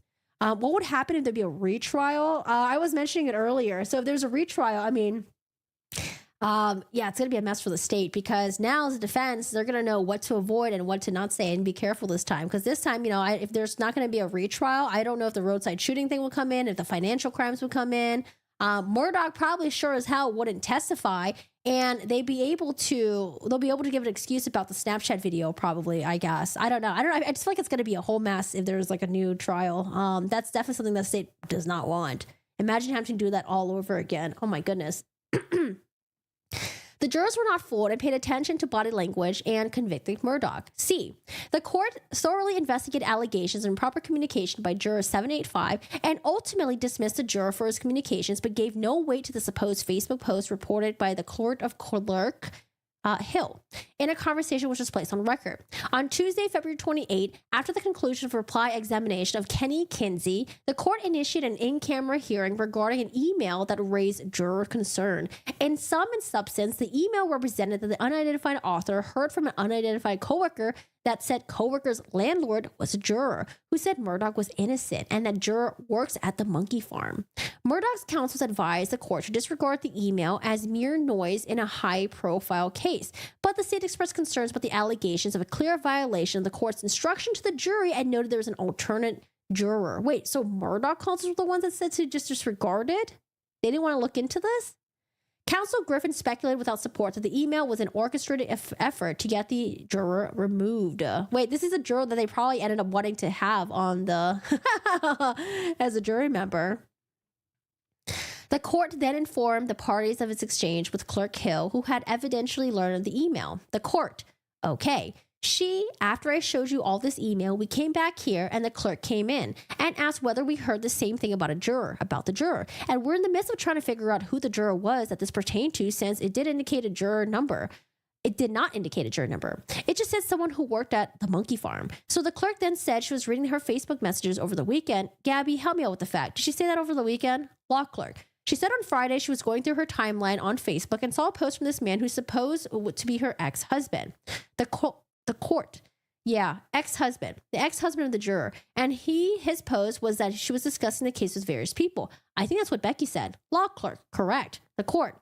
We asked Becky too, the clerk, to make a copy or get a copy of the Facebook that she was referring to. The post that she was referring to. She came back a little while later and said that it's been deleted by ex-husband and that she thought pointed out that what remains on his post, which was him stating that he posted an ugly post in which he deleted. Substance of a Facebook apology post, humorous exchange between Mr. Metters and Mr. Harpootlian, the court. But the clerk said that she read the post where he was discussing his ex-wife. The juror has been discussing the case. Now, I was very curious. I was talking about the email and the clerk came in and we're talking about the Facebook post. She said the jurors worked at the monkey farm. I'm trying to figure out what juror works at the monkey farm. And the juror number 785 works at business name, Yamasee, South Carolina, which is a monkey farm, discussing what the monkey farm is. The court. What is a monkey farm? The court says, and the clerk said the juror that they were posting about a juror, 785, who works at the monkey farm, and the email referenced a juror who works at the monkey farm.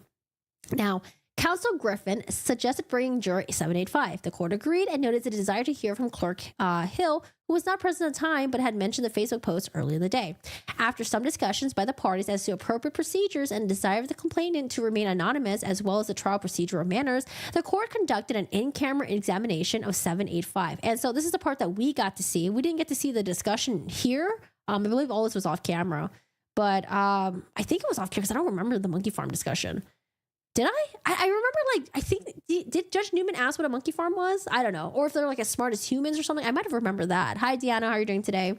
Would they make Maggie's sister testify again? That would just be cruel. I mean, he witnessed, right? Or one of them. The court conducted an in-camera examination of Juror 785 to discuss any conversations that Juror 785 had with anybody on jury duty. As part of a brief discussion about missively alleged posted to Facebook by Jurors 785 ex-spouse, Juror 785 noted that Clerk Hill had alerted her of the alleged post. The court specifically followed up and asked the court, so has she, Clerk Hill, discussed the case with any of the jurors? Has the clerk discussed anything about the case with anyone on that juror? Not that I'm aware of. Now, Counsel Griffin, then satisfied, accepted Juror 785's explanation and argued that he or she remained a competent juror. Upon the state's desire to know the identities of the person who reported the improper contact with the court again summoned 785 and elicited additional information sufficient to identify the person whom the jury allegedly had improper conversation. Two of Jurors 785 tenants hereafter referred as male tenant and female tenant. So it seems like at the time when this was popping up, Murdaugh's attorneys were like, it's fine, who cares, whatever. But it was the state was the one that wanted to do more investigation into this. Hey, Brian, how are you doing today? Hello. I'm glad to hear that. How are you, Brian? Now, shortly after 9 p.m. that evening, agents from South Carolina Law Enforcement Division located them, interviewed them separately, and prepared memoranda and recordings reflecting the interviews. On March 1st, 2023, the 27th day of the trial, the tenants met with ADAG David Fernandez and DAG Donald J. Zelenka and executed affidavits consistent with their statements to law enforcement the night before, which stated that 785 had delivered a refrigerator to them on Saturday, February 18, 2023, and briefly discussed the case. Why, juror? Why? After jury view, the state's initial closing, the court convened that another in-camera hearing to review the affidavits and examine juror 785's tenant. The court asked male tenant about his affidavit, and the male tenant explained that he offered his opinion about the case to juror 785, who had disclosed their role as a juror while speaking to the female tenant while delivering the refrigerator. Oh my God, why can't you just keep your mouth shut? Juror 785 had replied to male tenant that she hadn't decided either way because it was kind of early in the case. I guess, that she made no decision of it if he was guilty or if he wasn't guilty. The state then reviewed with the male tenant his affidavit line by line. Hi, Morton. How are you doing today? Welcome back. Which he confirmed as accurate. When counsel Harpootlian asked male tenant to elaborate line 9 of the affidavit, in which the male tenant recalled that juror 785 stated that she didn't believe there was any evidence to make her think the defendant was guilty at the time. Male tenant expressed that he took her to mean she had not made up her mind. The court next examined female tenant. Female tenant explained that juror 785 disclosed while delivering the refrigerator that they were on jury, which prompted male tenant to offer his opinion as to Murdaugh's guilt. Female tenant recalled juror 785, well, I can't really talk about it, she said, but as of now, nothing reasonable doubt could make me say he's guilty. When pressed by counsel Harpootlian for a restatement as female tenant could muster, female tenant recalled juror 785 said that she could not without, a doubt say whatever he was guilty.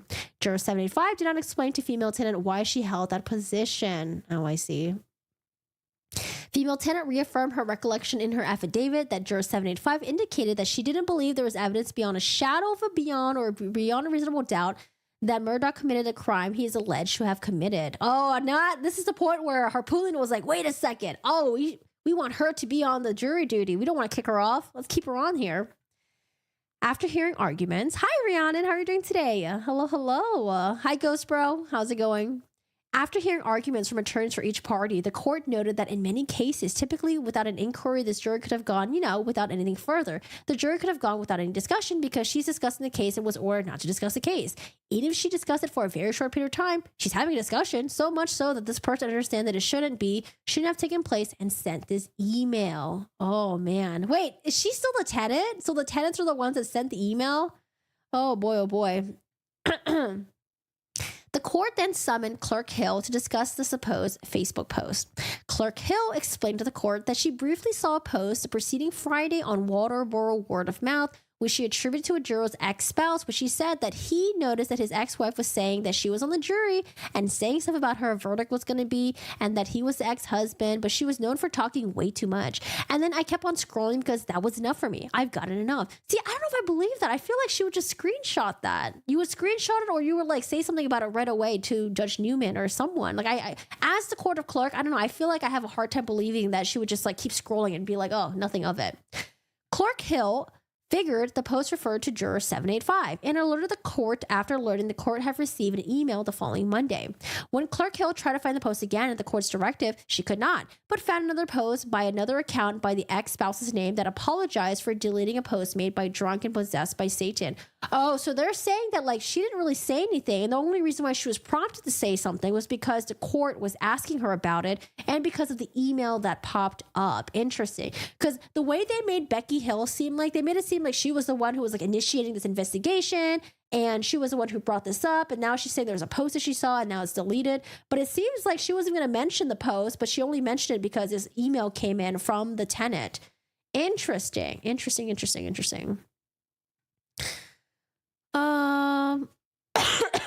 I'm good. Thanks for asking. Can't talk about it now, but she started talking about it. Sorry to hear about the prayers. May they rest in peace. Eternally hugs. Hi, Corgi. Hi, all. Anytime, my friend. After some discussion about the feasibility of finding the devil-afflicted, suspected ex-husband, the court asked the parties wish to locate him. Counsel Harpootlian very clearly declined. I think not, Judge. I think if you would just accommodate me, bring juror 785 in and ask them about the specifics of the conversation. If juror 785 says yes, I'll have no complaints whatsoever. The court complied with counsel Harpootlian's request, again summoned juror 785, the egg lady, informed them the court had met with the tenants and asked if the juror could recall anything further about the conversation. Juror 785 acknowledged delivering the refrigerator and that the tenants had expressed opinions to her about the trial, but denied expressing any of the jurors' thought to the tenant. After discussing juror 785 ruse to claim that they were in Facebook jail during trial and irrelevant particulars of their employment, counsel Harpootlian astutely observed the juror 785 place their spouse at the scene of the conversation. Juror 785 called their spouse, put them on speaker, and upon brief examination by the court, juror 785's spouse said that the juror was talking with my tenant's girlfriend. I think, and I know they talked about the trial, but I don't know to what extent, if you know what I mean. The spouse further explained nobody was saying guilty or innocent, but they were talking about some of the facts that had come out in the case either way, Oh, not looking good for the juror. I think the issues that Sled and the clerk knew that the juror may not vote guilty and continue to try to find ways to get rid of her. Tenants didn't tell. It was a coworker of a tenant's pizza shop. Oh, true. Yeah, it was a coworker of the tenant's pizza shop. I forget how messy this was, Alice. Oh my goodness. Okay. The spouse also acknowledged talking if there's any excitement in juror 785's day each evening, but they did not talk details. Finally, the court granted. So I think initially though, juror 785 was worried that they were talking about, it was like an ex-husband that she had restraining orders against, I think. And that's why she was kind of pissed about this whole thing. The spouse also acknowledged, blah, blah, blah, I read that already. Okay. Finally, the court granted counsel Harpootlian the opportunity to confront juror 785 directly with their tenant's affidavits, which the juror denied as inaccurate. Once juror 785 was excused and after a brief discussion of the witnesses, counsel Harpootlian declared, I'm not going to argue anymore about this. I'm going to defer. It's your call, your judgment.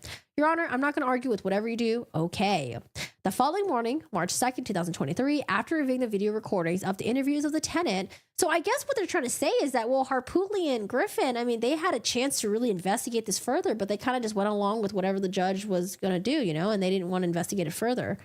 The following morning, March 2nd, 2023, after reviewing the video recordings of the interviews of tenants, the court excused juror 785 from service for offering her opinion regarding evidence received up to the point and during the conversations with the tenants. Now, counsel Harpootlian affirmatively declined to take any exceptions to the ruling. Juror 785 was summoned to the courtroom, advised the court's ruling, and upon inquiry about a conversation this morning with Ms. Becky, the court emphasized its ruling had nothing to do with anything brought up about the juror's ex-spouse. Juror 785 possessions, to include a dozen eggs, were retrieved from the jury room, and jurors 254 were prompted for alternate from alternate to a panel.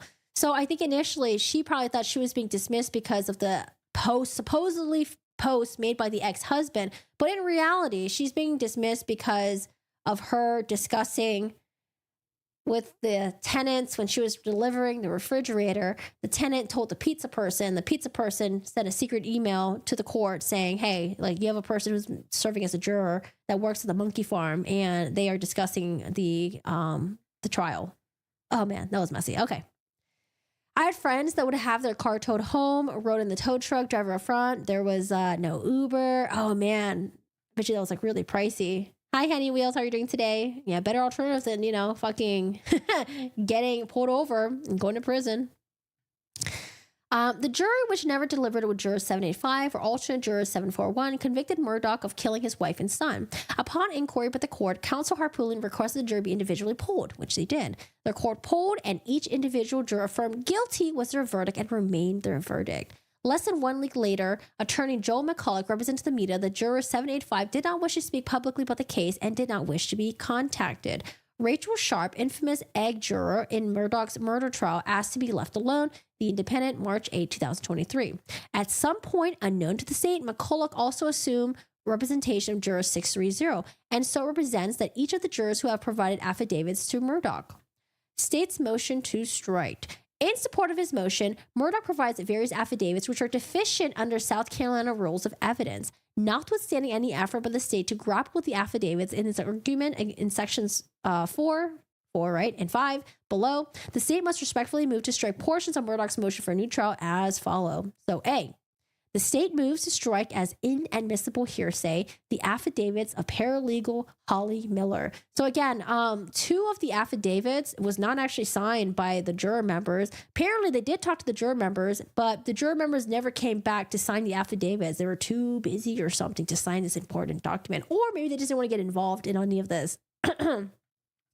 In support of his motion, Murdaugh provides 2 affidavits from counsel Harpootlian's paralegal Holly Miller, which largely purports to reflect statements made to or otherwise to her presence by 2 jurors, Juror 741 and Juror 326. It's going to talk about a hearsay, B, the state moves to strike as inadmissible under Rule 606B. SCRE, all such materials as regard internally functions and deliberations of the jury. Now, in support of his motion, Murdaugh provides 4 affidavits, which purports to reflect statements made by jurors, which in part pertain only to juror mental processes and interactions with each other. As previously noted, jurors may neither testify nor may the court accept affidavits which pertain to any matter or a statement occurring during the course of a juror's deliberation or to the effect of upon that or another juror's mind or emotions, accepting claims of outside influence or extraneous outside information. Remarks in his affidavits regarding jurors' thoughts about the evidence or one another are not properly admissible or even relevant to the ultimate claim raised. Accordingly, the state moves to strike in part as improper juror testimony, motion for a new trial exhibit as line other exhibits. Oh, interesting. C, the state moves to strike all such material as regards to Murdaugh's claims regarding the Facebook posts, the book deal. So apparently they were accusing her of having a book deal, but I think she had like a partner that she was working with who was saying that like, oh, there was no book deal. All this was self-published. It was like out of their own money, I think, that they spent. Book deal, post-trial media interactions, immature, impertinent, and scandalous. The greater part of Murdaugh's motion is dedicated to an outlandish theory that Clerk Hill deliberately fabricated the existence of a Facebook post implicating juror 785 in order to get them removed from the jury, force an outcome, and thereby profit from fame and fortune. Now, it's, again, like, when I first read about this, I was like, oh, that sounds pretty shady, but it seems like juror 785 was going to get kicked out anyways because of other shit that was happening. And she wasn't the one that began the investigation of all this, right? She only brought up the Facebook post after the email came in. So, to be clear, in the attached affidavit, Clerk Hill affirms she made no such deliberate fabrication. She denies fabricating any Facebook post. Indeed, the machinations alleged do not even begin to make sense. Under Murdaugh's theory, Clerk Hill heard the court had received an email which implicated a specific juror. Then, in immediate response, on the fly, reported fictitious Facebook posts to implicate the same juror. Then conspired with another staffer to quickly and by sheer coincidence be lucky enough to find an apologetic post by somebody with the same name as a juror's spouse, which she then reported to the court in an effort to get an uncertain juror removed so as to ensure some outcome that would support a book deal she did not have at the time. So no book deal. Only Alex Murdaugh could conceive of such confounded gambit as even remotely plausible. And he is projecting his own calculation, manipulative psyche into a dedicated public servant in an effort to save himself. Ooh, that's a jab right there.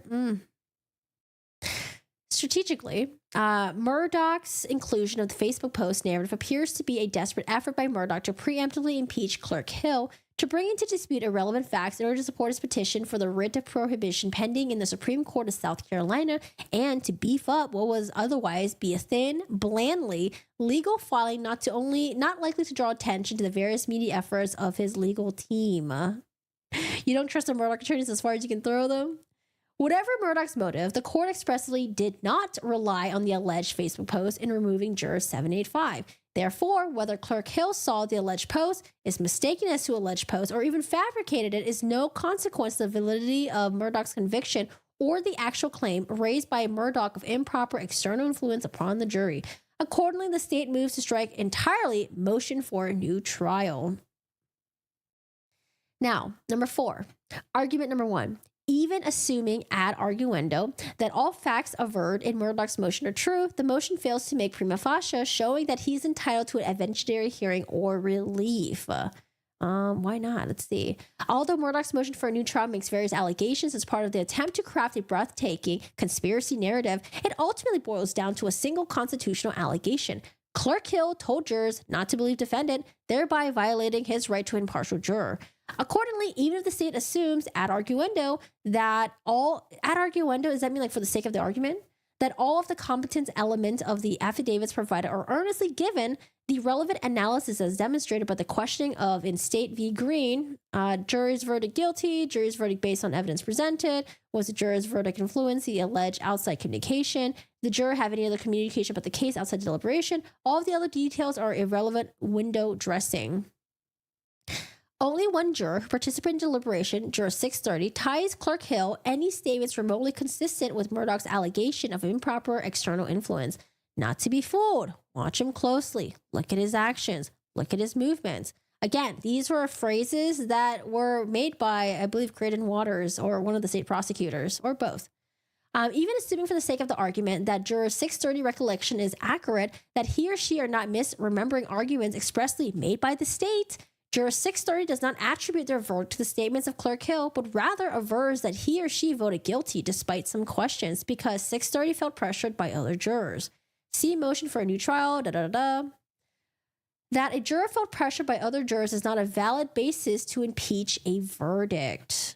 Nor does juror 630 complaint of feeling pressured by other jurors constitute evidence that he or she or any other juror voted to convict because they were influenced by comments they allege heard from Clerk Hill.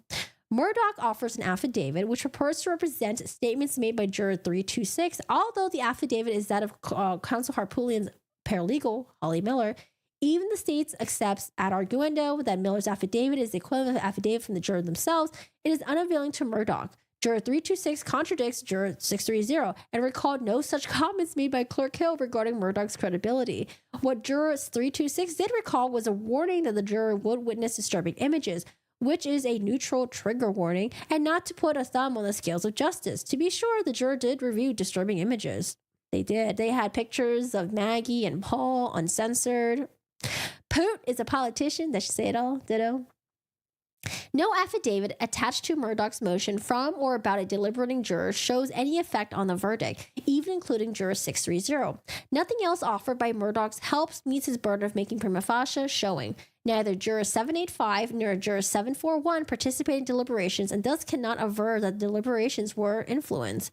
Absent any representation that the deliberative juror's decision that Murdaugh was guilty was actually influenced by the improper communications alleged. Murdaugh has failed to make the prima facie showing necessary to justify as to much of the evidentiary hearing, let alone a new trial. According to Murdaugh's motion for a new trial, should be summarily denied. Number 5. Argument number 2. Should the court deem an evidentiary hearing necessary, the state expects the material allegations will be shown to be not credible.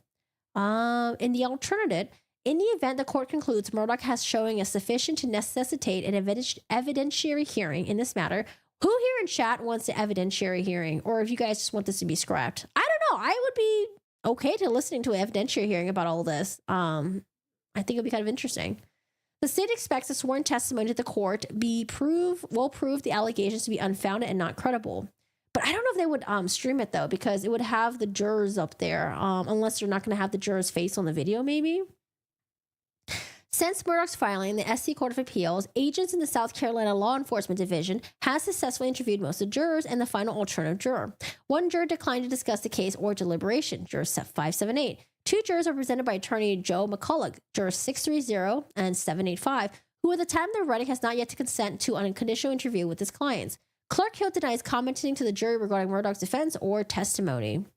Upon information and belief, SLED's investigation to the allegations of a jury tampering produced the following answers from the jurors who deliberated. So we have juror 198. Did they hear remarks by Clerk Hill? No, maybe generally pay attention. C101 chats with the Clerk Hill with the jurors? Nope. Any other concerns? If anything, people were overly cautious. Jurors 254. Hear remarks on evidence by Clerk Hill? Watch Murdaugh's body language. 101 chats, did not see that. Any other concerns? Nope. Juror 326, no. Graphic material warning. She saw 101 chat with Clerk Hill and the jurors. Yes, saw chat, financial and child support. Any other concerns? Nope. Juror 530 did not hear the remarks, did not see the 101s, didn't have any other concerns. Juror 544 said, no, generally pay attention, look at the body language and to be observant. Didn't see the 101. Concerns. Juror 630 is a tenant of juror 785 who is upset. Wait, what? Warned by counsel Harpootlian of a subpoena if they did not talk. Wait, what? Are they? Wait, is 630 really a tenant of 785? Because 630 and 785 are represented by the same lawyer. Wait, what? I don't know if that's true, though. Juror 572 did not see anything. No. Juror 578 declined to discuss the case or deliberation. Juror 589 did not see anything. No.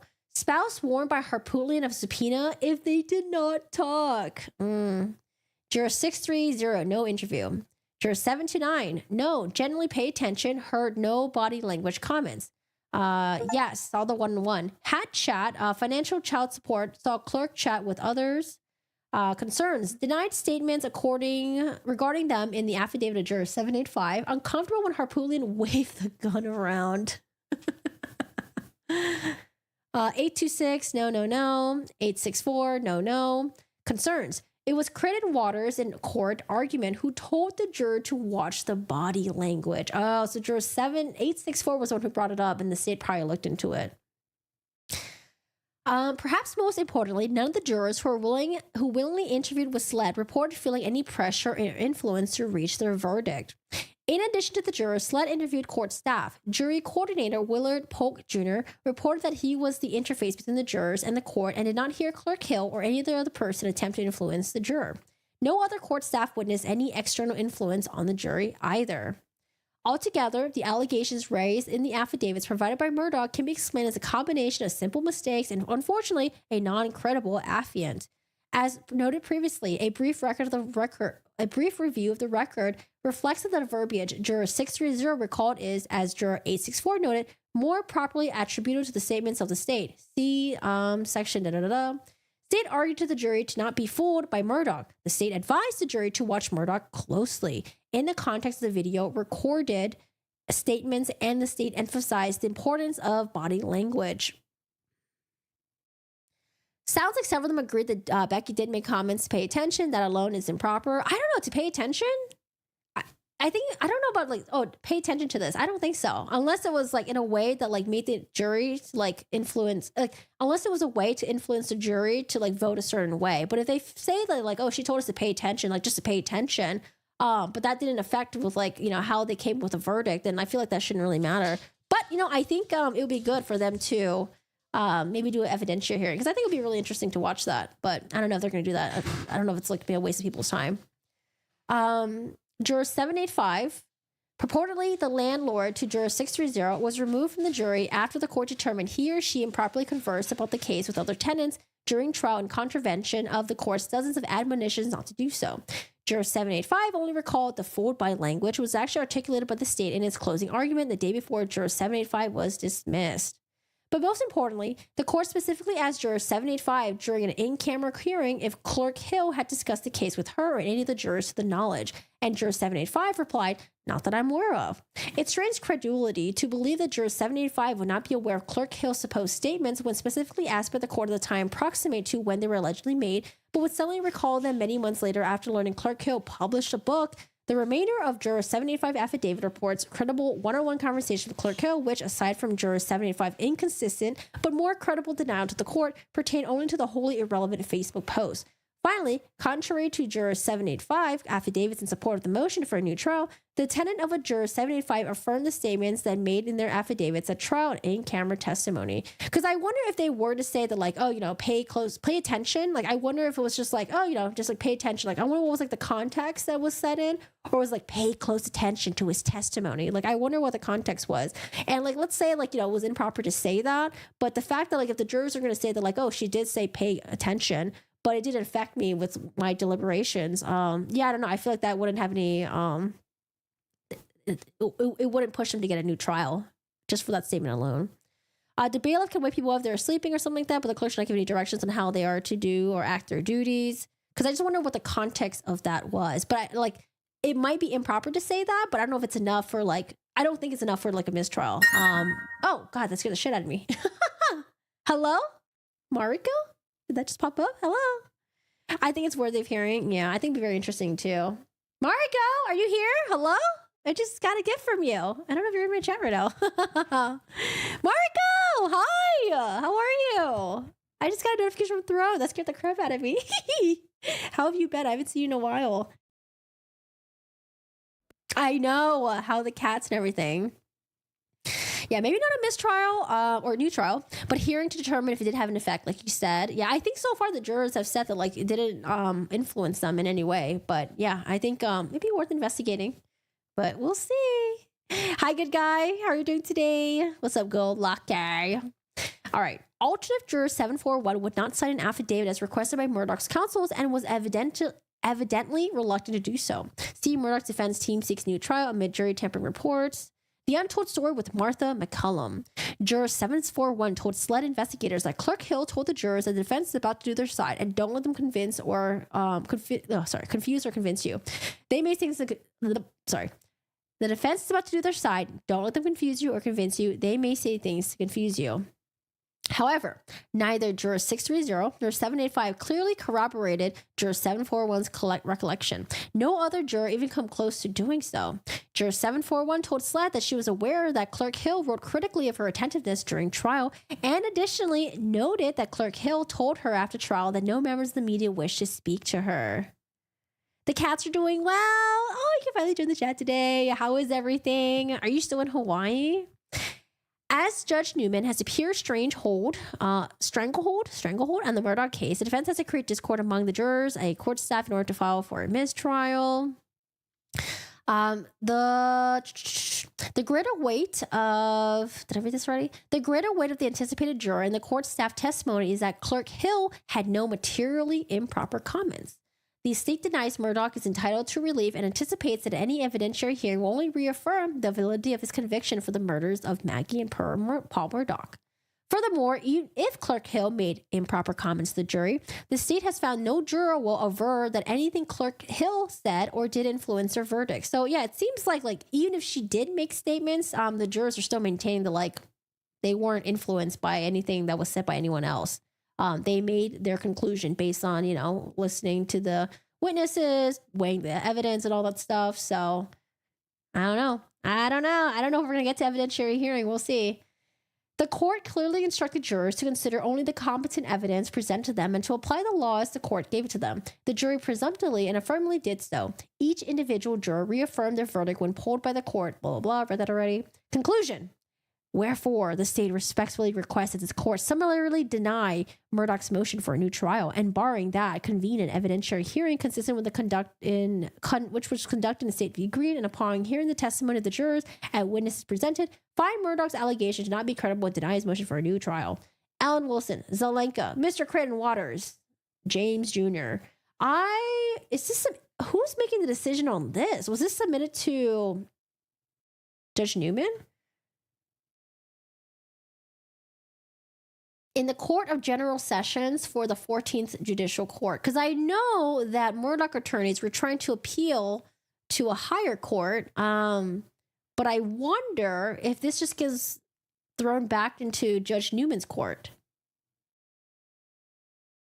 The evidence speaks to his guilt. He did not come with any other evidence to refute it, so they're claiming this jury should get a mistrial, so I want to know what the other jurors have to say.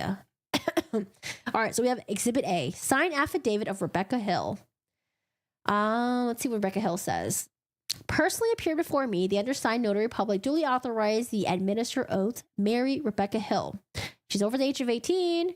The affidavit is submitted at the request of the Attorney General of South Carolina to address specific allegations contained in affidavit's exhibits attached to Mr. Murdaugh's motion for a new trial filed October 27, 2023. There are numerous misrepresentations and false statements contained within the motion for a new trial to which I was not requested to specifically address. As such, this affidavit is not intended to address every allegation contained within the motion of a new trial. Number 4, after being elected in 2020, I have served as a clerk of court in Colleton County. I was elected court of clerk for Colleton County during the state of South Carolina v. Richard Alexander Murdaugh. I have reviewed Mr. Murdaugh's motion for a new trial filed October 27, 2023. Number 7, as to the allegations contained within the affidavit of Juror 630, A, I did not tell the jury not to be fooled by the evidence presented by Mr. Murdaugh's attorney. B, I did not instruct the jury to watch him closely.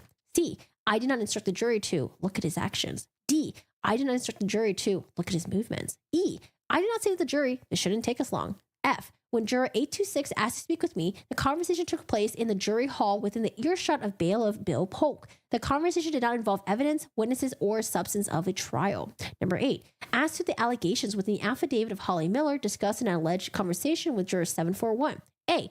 I did not have a private conversation with juror 826 in a bathroom. Yeah, that would be really weird. B. My conversation with juror 826 did not involve the evidence, witnesses, or substance of the trial. C. During the trial, I did not tell members of the jury that the media would want to interview them at the end of the trial. D. During the trial, I did not hand out business cards to media personnel. E. I did not tell jurors, y'all are going to hear things that will throw you off. Don't let this distract or mislead you. Number 9. As to the allegations within the affidavit of juror 785, pup time. Yeah, look at pup time now. I think pup time responds to like cats and like what else again? There was like something else random that wasn't even like pet related. I want to hear on why Becky asked the documentary producers to pay her some cash on the side to advertise her book at least. Yeah, I think it'll be really kind of juicy if we had an evidentiary hearing. Okay. I did not tell them to be influenced. Okay. A.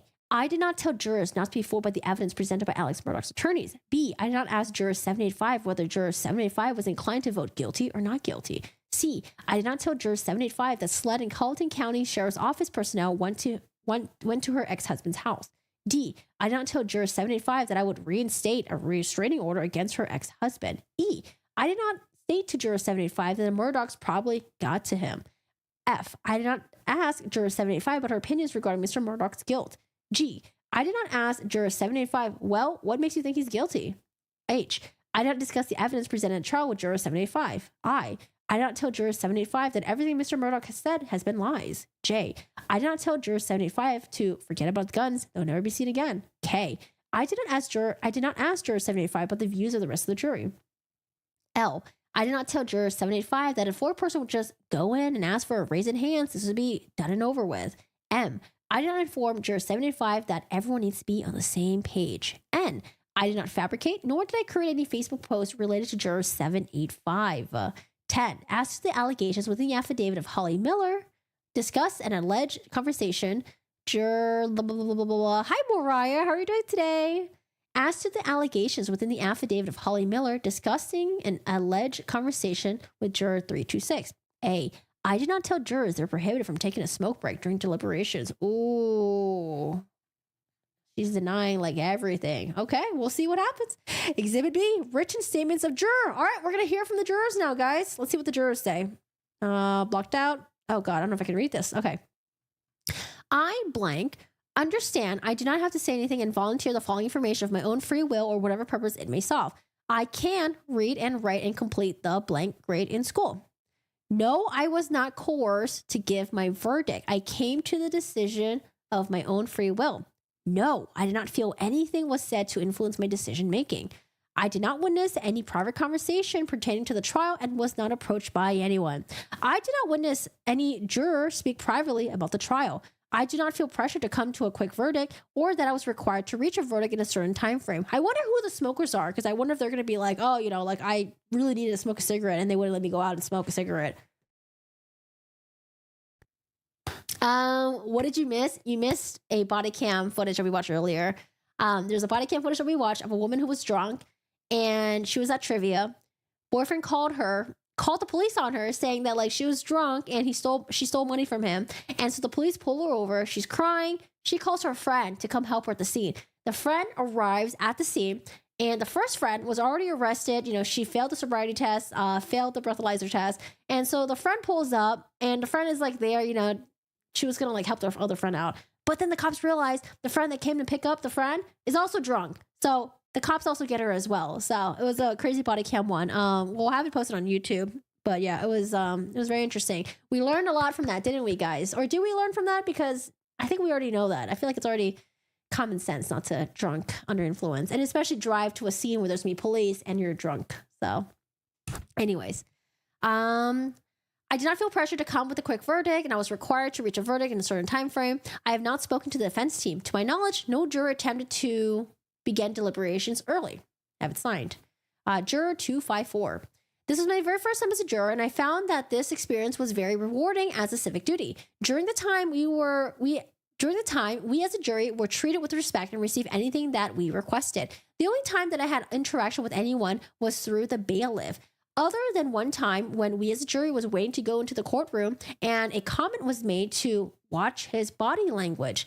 At that time, I didn't take it any way other than to watch his body language. That comment didn't persuade me of the decision that I ultimately made during the deliberations. Oh, okay. So we have one person here that says, watch the body language.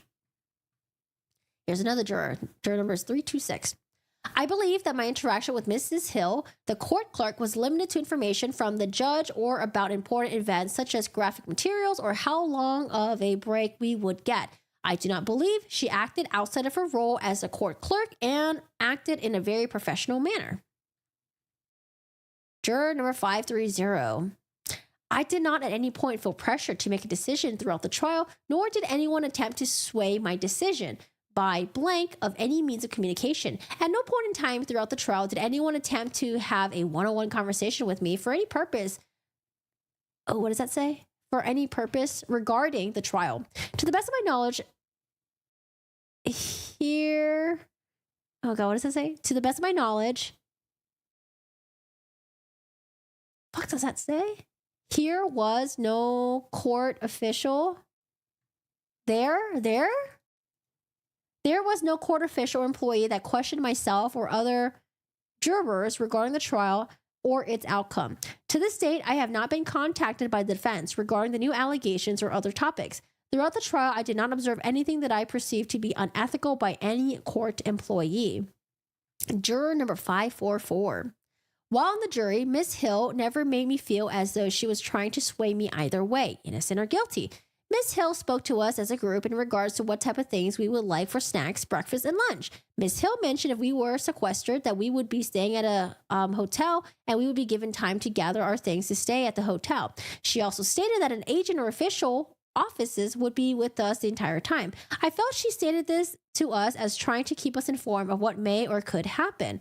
Oh, because like, remember, they're trying to say that like, oh, you know, she threatened that if the jury didn't make a deliberations quick, that they would be sequestered and they wouldn't be able to go home. But it seems like this juror is just saying like, oh, she was just informing us like, you know, this would happen if this happens and this would happen if that happens. So, gotcha.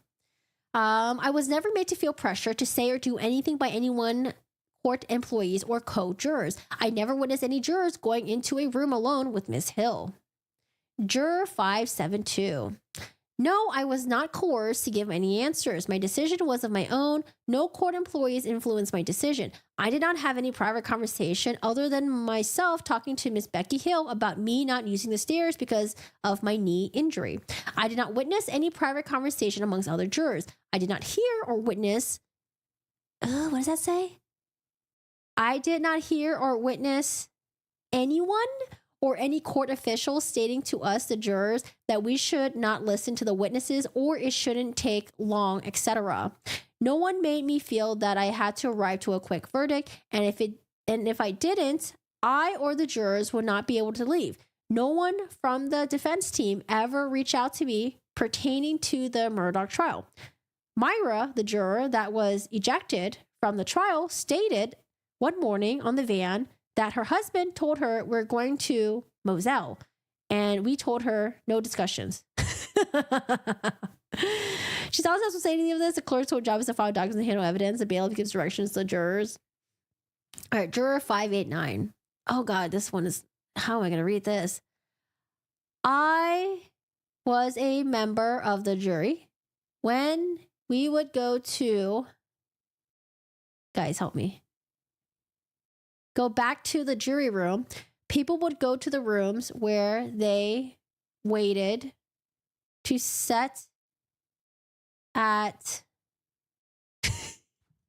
where they wanted. People would go to the, oh my God. People would go to the rooms where they waited to set at, most of them stayed in the same room from the beginning. Miss Hill would come in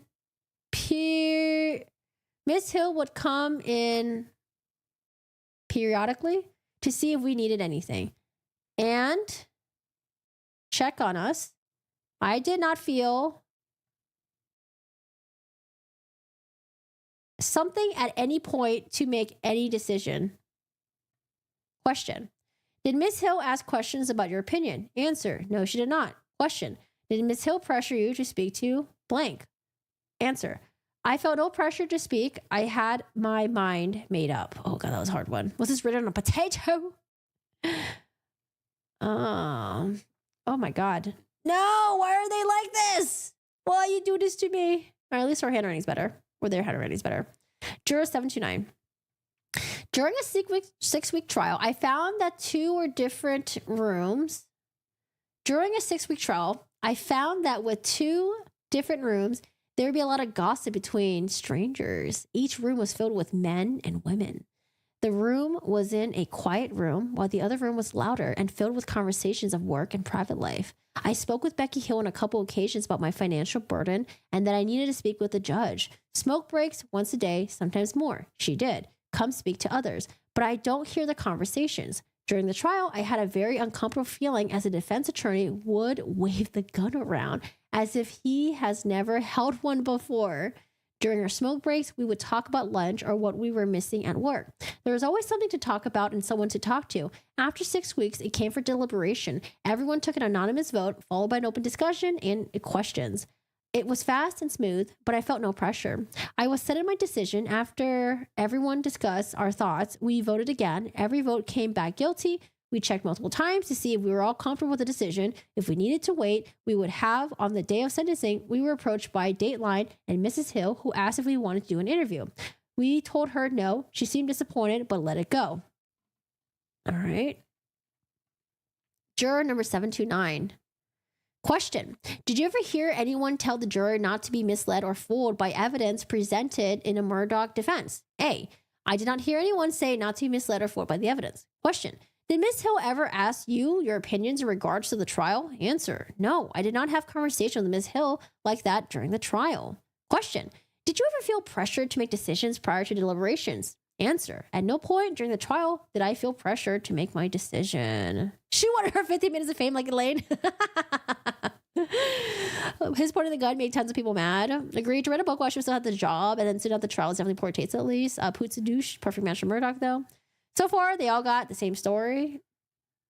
Yeah, I don't know. All right. Which juror is this? Juror 826. Did you feel pressured at any point during the trial to make a decision? No. Did you... Oh, sorry. I will zoom out. Question. Did the court official or court employee persuade you or any of the juror one way or another as it pertains to guilt or innocence? Answer. No. Question. Did any court official or court employee have at one-on-one conversation with you or any of the jurors? Answer. No. Question. Did anyone attempt to contact you after the trial regarding the trial? No, except father? Except for the media? I have to zoom out a little bit. Sorry about that. Question. Did you see anything during the trial that you perceived to be inappropriate or unethical? No, not that I recall. Juror 826. Question. Did any of the court official or court employee question you or any juror prior to deliberation about the decision of the jurors regarding guilt or innocence of the defendant? Answer. No, not that I am aware of. Oh my God. These handwritings. Juror 864. No one pressured me to make my decision of guilty. No one influenced me to make any decision or said anything to coerce me to something, a guilty verdict. Come to a guilty verdict. I did not have or witness anyone having a private conversation about the cases. Exclamation mark. I was not. Oh man, why are you writing in cursive? I was not told then I wouldn't be able to leave until I make a decision. I was not told then I wouldn't be able to leave until I make a decision. Okay. No one from the defense ever called or came by my home. I did. Oh God, what does that say? I did hear Myra. Oh, Myra. I think Myra's the egg lady. Say we are going to Moselle. Yeah, that's the egg lady. Holy. Written statements of the court staff. Have a good one. KK. Gail got an hour behind, so rolled back to the beginning. Retired cop from Michigan could have helped you out a lot in the first video. Have a good one, guys. Yeah, he is as crooked as a gnarly twig. I've never trusted him with anything. There are birds of a feather. I still want to know where all that money went. Who helped him clean up? I hate this case because I feel like I'll never know the whole picture. I know, right? I was like, man, I wish we could get like some satellite images of like what happened and like zoom in or something. Yeah, I don't know. I would love to see that. But, you know, someone did mention that if Murdaugh was riding on the golf carts buck naked. I forgot who said that. That was a horrible image that I had in my mind. Oh, God. Murdaugh riding on the golf carts buck naked. Went home to change his clothes. All right. Voluntary statement from Laura Hayes. Who's Laura Hayes? Laura Hayes, I do not have any personal knowledge of any contact between Rebecca Hill and the jury during the Murdaugh trial. My job as a deputy clerk was mainly to gather lunch orders and deliver lunch to jury and others. I personally had no contact with the jurors. Wait, so if she's getting the lunch orders and delivering the lunch to them, I thought this was the job of Rebecca Hill. What was Rebecca's job? What's the point of her job? What did she do? I personally had no contact with the jurors other than delivering their lunch and making sure they had what they ordered. I spent the majority of my time in my office in family court and had no contact with the trial or any matters pertaining to the trial. Next, we have Lori L. Weiss. I did not observe Ms. Hill or any other court employee speak with any jurors during the course of the Murdaugh trial except the bailiff that was assigned to them. I was asked to look through the social media for a post regarding a juror speaking out. None was found. An apology post may or may not have been associated with located and given to Ms. Hill. Is this the bailiff? Let's hear from the bailiff. Oh, this is the bailiff right here. Willard H. Polk Jr. During the Alex Murdaugh trial, I served as the jury coordinator. Oh, not the bailiff? My responsibilities consisted mainly as being the primary interface between the jurors and the court official, like any medical or personnel issues, etc. In my jury coordinator position, I wonder if like Becky Hill was just like eating up his responsibilities because maybe she thought she was like, you know, there's some people at work that you have as their coworker where they just don't stay in their lane and they think they're just like bigger than other people and they like start like, I don't know, they start like messing with like your like your job and like what you're doing and stuff like that. So maybe Becky Hill was just like overstepping her boundaries and like doing things that like this person's supposed to be doing, right? I don't know. Maybe she's that type of person. In my jury coordinator position, I did not personally hear anyone, interface with anyone, and try to influence the jurors. I did not hear the court of clerk Rebecca Hill try to influence the jurors. My jury responsibilities kept me busy, and I didn't hear anyone try to influence them. This trial was very important for Alex Murdaugh and the Colleton County Courthouse, so I tried to keep everything professional and problem-free. The jury became like family after being together for 6 weeks. I have not seen or talked to any of the jurors since the trial. She couldn't stay in her lane.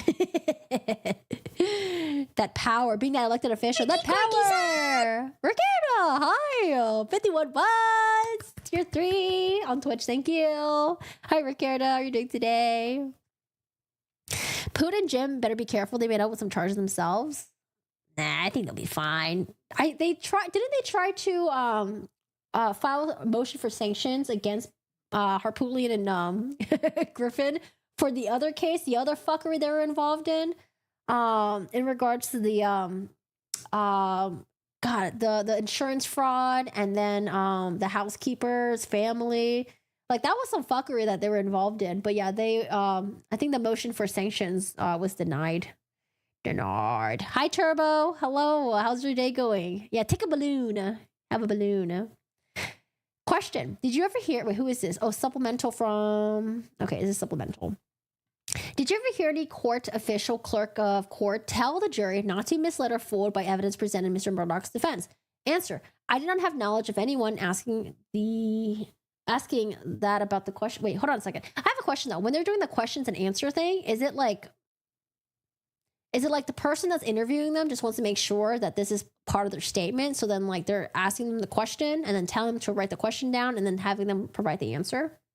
Or are the people that are making these voluntary statements just doing this themselves? I don't know. This seems like this was like directed by whoever is leading the interrogation or interview.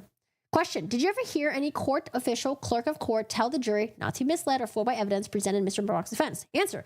I do not have knowledge of anyone asking the above question. Question. Did you ever get told by the jury members or hear anyone tell the jury members from the outside of the deliberation that it shouldn't take them long?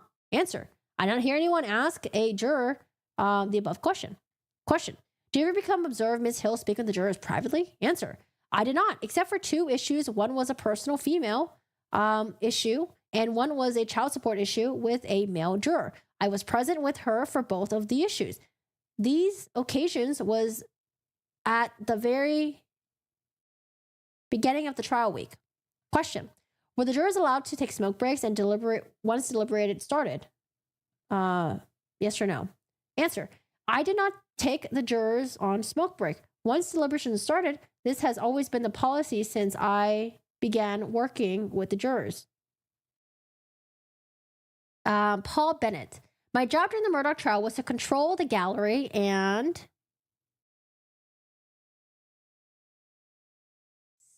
I don't know what that says. Sending them and the lawyers and the press in the proper place during trial. I, in no circumstances, seen anything inappropriate by Becky Hill. All I witnessed was a court of clerk performing the normal duties as a clerk. All right, that's all we got. 48 pages. We'll see what happens. We'll see what it says. But I'm very curious. Does this go to Judge Newman's desk or like who's making a decision on this, right? Who's making a decision? The jury became like family. I've not seen anyone since. Sanj. Someone should sue Harpootlian for pointing the firearm at them. Hi, Storm. How are you doing today? How's it going? Hello, hello. I'm good. Your puppy is cuddling next to me. Thank you. I do hope your day's going well. How are you guys been? Oh my God, look at Cheryl. What are you doing there? You're showing your little juju. She was behind me right there. So that's it for the Murdaugh stuff. We'll see, we'll see who makes a decision on this. I don't know if it's going to be Judge Newman or maybe like another judge from like a higher court or something. Not really quite sure where it's at. And then also we'll see if there's an evidentiary hearing. I mean, I'm down to listen to the evidentiary hearing, but I think right now it seems like Murdaugh's attorneys don't have much, but yeah, I don't know. We'll see. Maybe the jurors, maybe under testimony, under what is it called again? Under oath. Maybe the jurors under oath, maybe they'll change their mind and say things differently than what they said before. So we'll see what happens with that. I'll keep an eye on it. Next, let's move over to another body cam footage. I think the original judge, if this doesn't work, would go to appeal. I don't know, because I think initially when Harpootlian and them, when they submitted this, I don't think they submitted to Judge Newman's court. I think they submitted to a different court. Was it the appeals court maybe? Oh, let me save this case actually really quick. Cases. Murdaugh got his own file on here. Murdaugh. State's response to defense. Motion to strike. 2023. This came out yesterday, right? 1107. Whew. And then also remember, Murdaugh is supposed to have his state financial crimes in Judge Newman's court this month. The week after Thanksgiving, which is actually in like 3 weeks. Isn't it wild how Thanksgiving is? Oh my God, Thanksgiving's in 2 weeks. My birthday's on Thanksgiving this year. Oh gosh, I don't know what to do. I'm like, should I just like not do anything and just hang out at home, or should we cook? If it's unanimous, they all say the same thing, but the two they spoke to, because I was thinking like, if initially when it first came out, I was like, oh, this doesn't sound good. This sounds really bad. But it would really rely on, having other members of the juror, essentially having their story corroborate with the juror members who came out and spoke to Harpootlian and Griffin, right? But it seems like there's not really much. Not really much, but we shall see. I do want to exit this out. Okay, so we're done with the Murdaugh stuff. We watched the body cam footage of two best friends going to jail together. I don't know if they're best friends or not, but I'm assuming they're best friends. And I want to watch another body cam footage about a young woman. And this young woman has a, let's see, I think she's on probation. Yeah.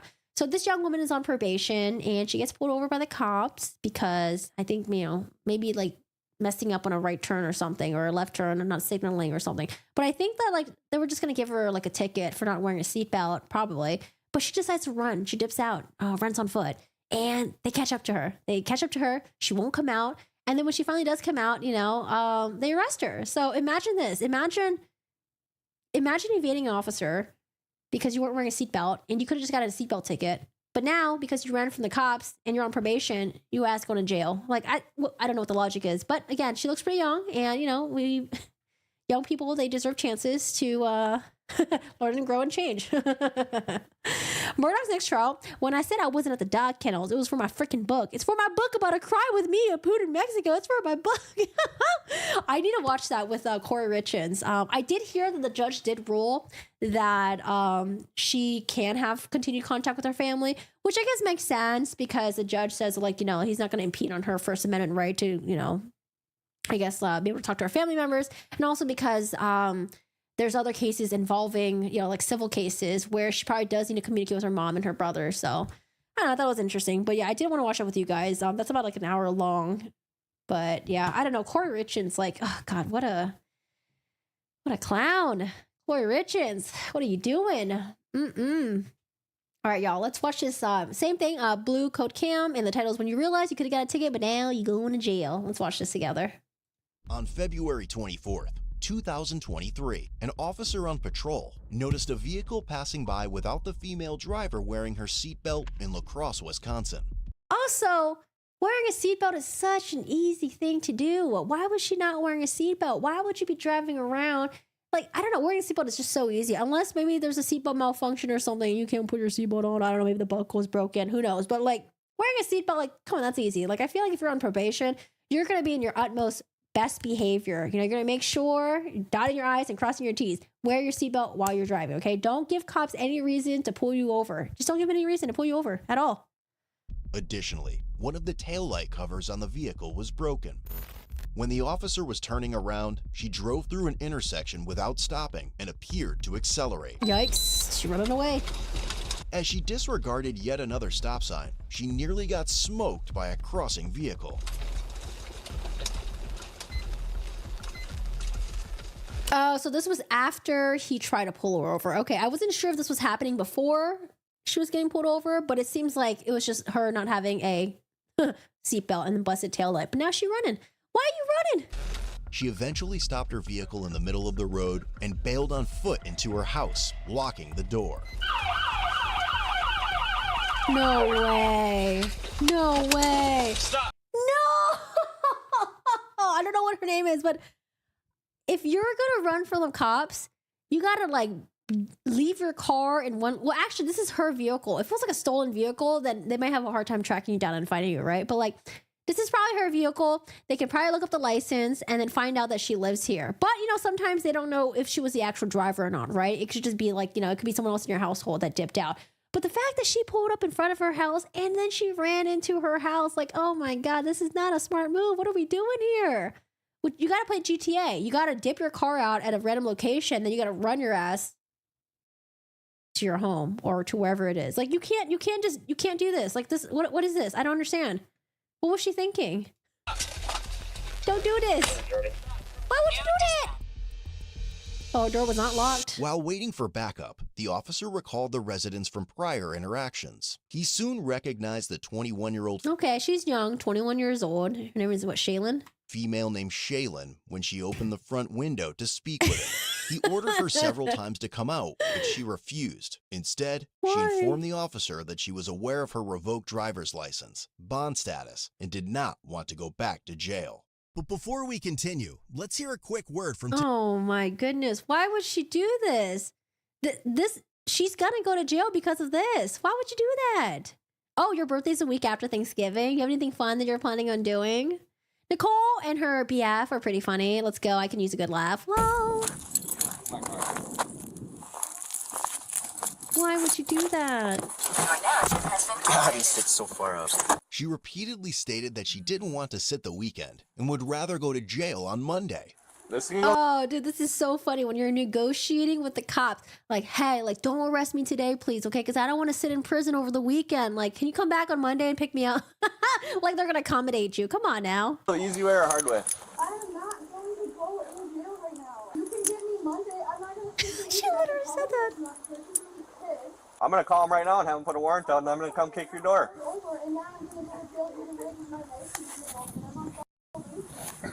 Jalen, all we're saying is... Does she really think the cops are going to be like, you know what, Shaylin, you're right. I'm gonna come back on the let's let you have a good weekend.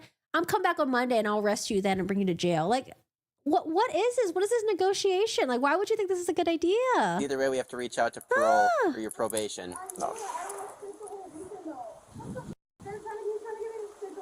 They're trying to get me to stay the whole weekend. What the F? Like, there's no acceptance of responsibility whatsoever. I know where she said, come back on Monday, please. You want your door to get busted off the hinges or no? You made the choice. You made the choice. I know I did, but I don't want to sit the whole weekend. I know you don't. No one wants to sit the weekend, but I'm saying that if you cooperate, the judge is much more likely to issue a signature bond tomorrow when she reviews the things. Oh, I wonder if that's true. I mean, I heard that like bond judges, sometimes they work like 24/7. Or sorry, they're available like 24/7.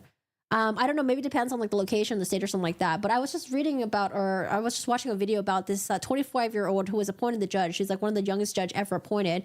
And she was talking about how like it's like a 24/7 thing where like the hours are crazy because like, you know, people get arrested all the fucking time. So I wonder if it is like she would have to sit the weekend and then wait for Monday until the courts are open, or if there are bond judges that are available, 24/7. Time to call the cops. I don't even need it. Once your probation officer issues the warrant for you, I'll call him right now and then I can just kick your door. She tried to pull me over because my keyboard undone. I'm on probation. I have probably... Who's she on the phone with?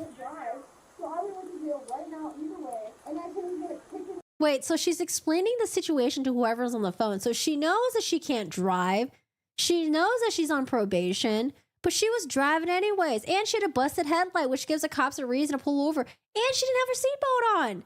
This doesn't make any sense. There's just so many layers of stupidity here that she could have just avoided it.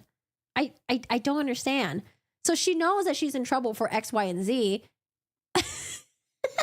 But she's like, I did it anyways. I mean, I don't know. If you don't cooperate, I'm gonna call your probation officer and just tell him to put you on a 60-day hold. Just come on and talk to me. I realize that, but sometimes you need to be an adult and take accountability for your actions.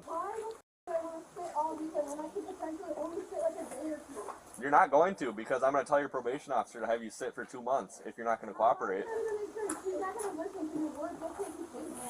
Oh my god, I don't even know how to even deal with this. This is like if you're dealing with like a teenager or something. She's 21 years old, man. 21 years old.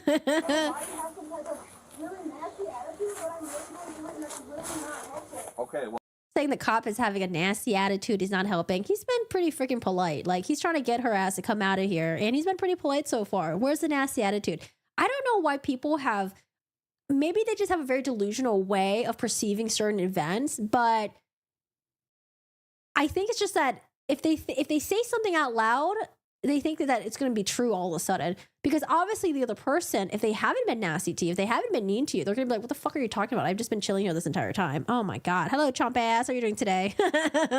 well, you need to take accountability for your actions. So I'm telling you that you're not going to sit for a day if you don't come out right now. Exactly. Over a seatbelt ticket. Shaylin, you did all this over a seatbelt ticket. You could have just got a ticket, you know. Well, actually, I don't know. Maybe she could have been in trouble because I think she was not.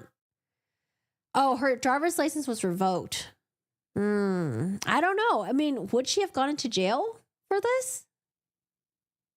Or would she just have gotten a ticket and then they would have just let her probation officer know and then she would have gotten in trouble afterwards? You contact probation. They'll have charges of OAR, fail jumping, resisting. I'll let them know that she's being uncooperative and see if they'll issue a warrant. The cops just tow her car. Wait, is she talking to her probation officer or who's she talking to? I don't think she's talking to her probation officer. I don't think so. I think she's talking to like maybe like family member or friend or something. Yeah. You want your car towed? You want your car towed? You want your car towed? It's getting towed or you're coming out. That's your two options. Wow. So she doesn't even care if the car is going to get towed because you know what? Daddy's just going to come and get the car anyways. Daddy's probably going to pay the fees and all that stuff. Oh my Lord. What is going on here? I wonder if she comes out when they would tow it anyways. They should just tow the car. Tow the freaking car. No. Considered abandoned right now, isn't it? No. It's still with it. Here comes another one. Look at this guy. He's like, it's fucking cold. Why am I here? What is going on? Like, why am I here? I feel like they probably have better things to do. Where are we? What city is this? This is in Wisconsin. Oh, I don't know. What's going on in Wisconsin? La Crosse, Wisconsin. Just be an adult and walk out here.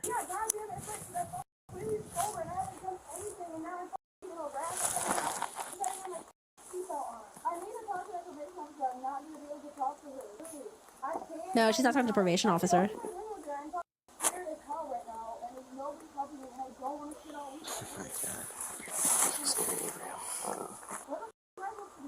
She said nobody's helping me. I get behind her, he punches her, goes through the stop signs, almost T-bones the car, and then flies up here and runs out. All for an oil. Oh man, and do people forget that there's like body cam footages? There's like police dash cam, like her evading the cops. That was all caught on there, like her running the signs and like, and he mentions that like, you know, car almost like T-bones her. Oh my lord. A sick body on her way. Come to the door, I've told you that. No one wants to go to jail, but you have to, so. Following a record. Wait a second. Okay, so we're at 5 minutes, right? Hold on. How long did it take for them to get her out? Okay, so we're at 5:29 right now. 5:29. All right, 5:29. I want to see how much time passes. 5:29. It's been 6 minutes right now. The door, I've told you that. No one wants to go to jail, but you have to, so. Following a records check, dispatch advised Shaylin was revoked due to a prior OWI. She was also out on 4 The fuck is a OWI? Is that just another way of like DWI? Operating while intoxicated? Hell, OWI. OWI. Wisconsin. The hell is OWI? Impaired driving. OWI. Operating while intoxicated. So I guess it's like DUI. Okay. It's an owie. misdemeanor bonds and on probation. Oh, no, you have bonds, 4 bonds and then OAR, which She's on, still could be. She's on probation too. And yeah, which still still could have been a sig bond. Yeah. I don't know. You're gonna sit multiple weekends if you don't come out. That's the problem. She will if she learns what you're doing now. Yes, she will. When she watches this video, yeah, she is. Who's your agent? Is it Barb? Do you know her agent or no? Who's your agent? They're Wisconsin. We're not scaring you. We're not doing anything. Who's your agent?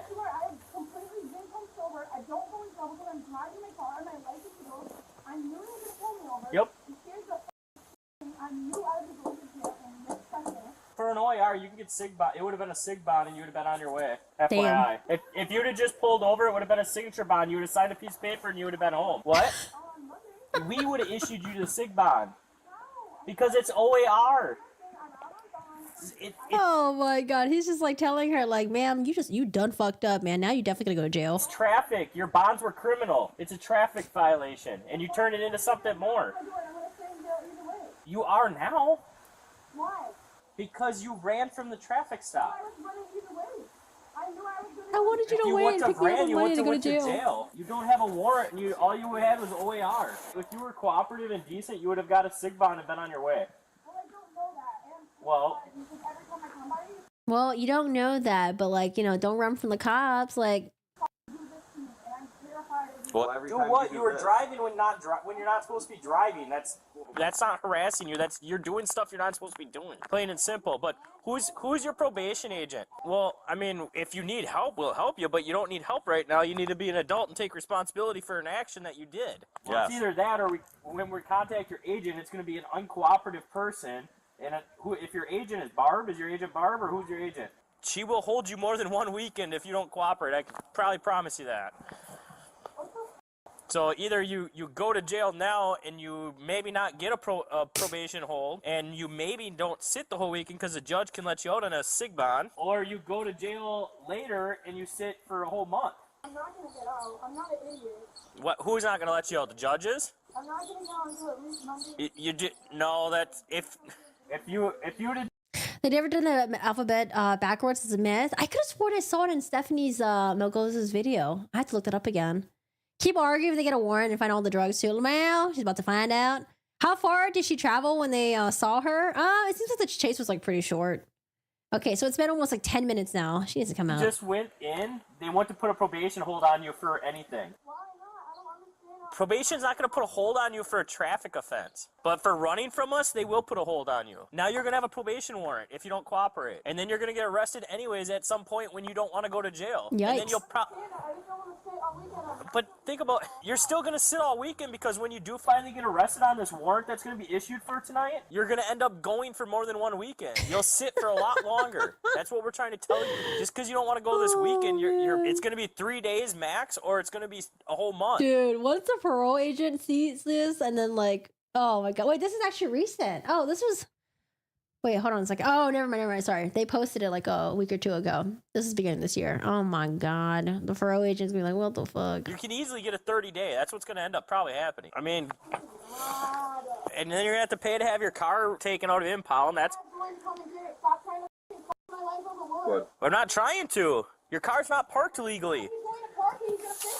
Oh my God, dude. I don't care if you're gonna tow it. Someone else is gonna fix my issues for me. Well, it's not parked. It's not parked legally, and you just committed a... Copy, you're still on the phone with them. You just committed a crime with it, so it can be towed. Okay, great, you got me. You got me. You're the one not I can't imagine being the parents raising her. I don't know, man. Oof. cooperating. If you come out and cooperate, that's a whole different ballgame. We can work with you. Literally arrest me right away. I'd like to at least tell my friends I need to do something. You can make any phone call you want if you come stand out on the porch. We don't have to hook you up. We don't have to put you in cuffs right away. If you cooperate, you can call whoever you want. I'm not lying. As long as you're decent and cooperative, we're not going to hook you up right away. You can sit right here and talk to whoever you want to talk to. There's no reason for us to put you in cuffs right away unless you're not going to cooperate. You even get to move your car. But if you're going to sit here and play games, we're going to do everything that we can do. What? I'm trying to call my dad. Okay. What is calling your dad gonna do? You weren't able to initiate a stop earlier, so it wasn't fleeing. It was just. I have my lights on that whole block. Oh, okay. So technically, you would have fleeing if she wants to play that game. Mm-hmm. I'll probably hit her with you. Yeah, I mean, if she comes up. You know, it would be kind of a nice follow up to this. Seeing her in front of a judge, like a video of that, because like it's kind of interesting to see how much sometimes people's demeanor will change when in front of a fucking judge versus how they are in front of a cop, right? Sometimes they're just like, they start crying, put on the waterworks, like, oh, I didn't mean to do it, I'll never do it again. So it cooperates, a whole different ballgame. You can work with her, but that's Don's is here, so she's got quick choices. It does. It sounds like she's arguing with her parents. It's getting towed. Tow truck's here. Come out right now or it's getting towed. That's your two options. Yo, they got the tow truck here. Okay, so far they've been arguing, was it like since 5/29? What you got? You're not in charge here, so it's getting towed or come out. All right. It's your choice. I told you, if you come out and cooperate, damn, you can move your car. If you're not going to cooperate, you don't make the calls or the decisions, and it's going to get towed. They're here. Your dad's not going to be able to move it. We're not going to let him unless you come out. Well, he's here. We're not going to hold him. So you need to come out.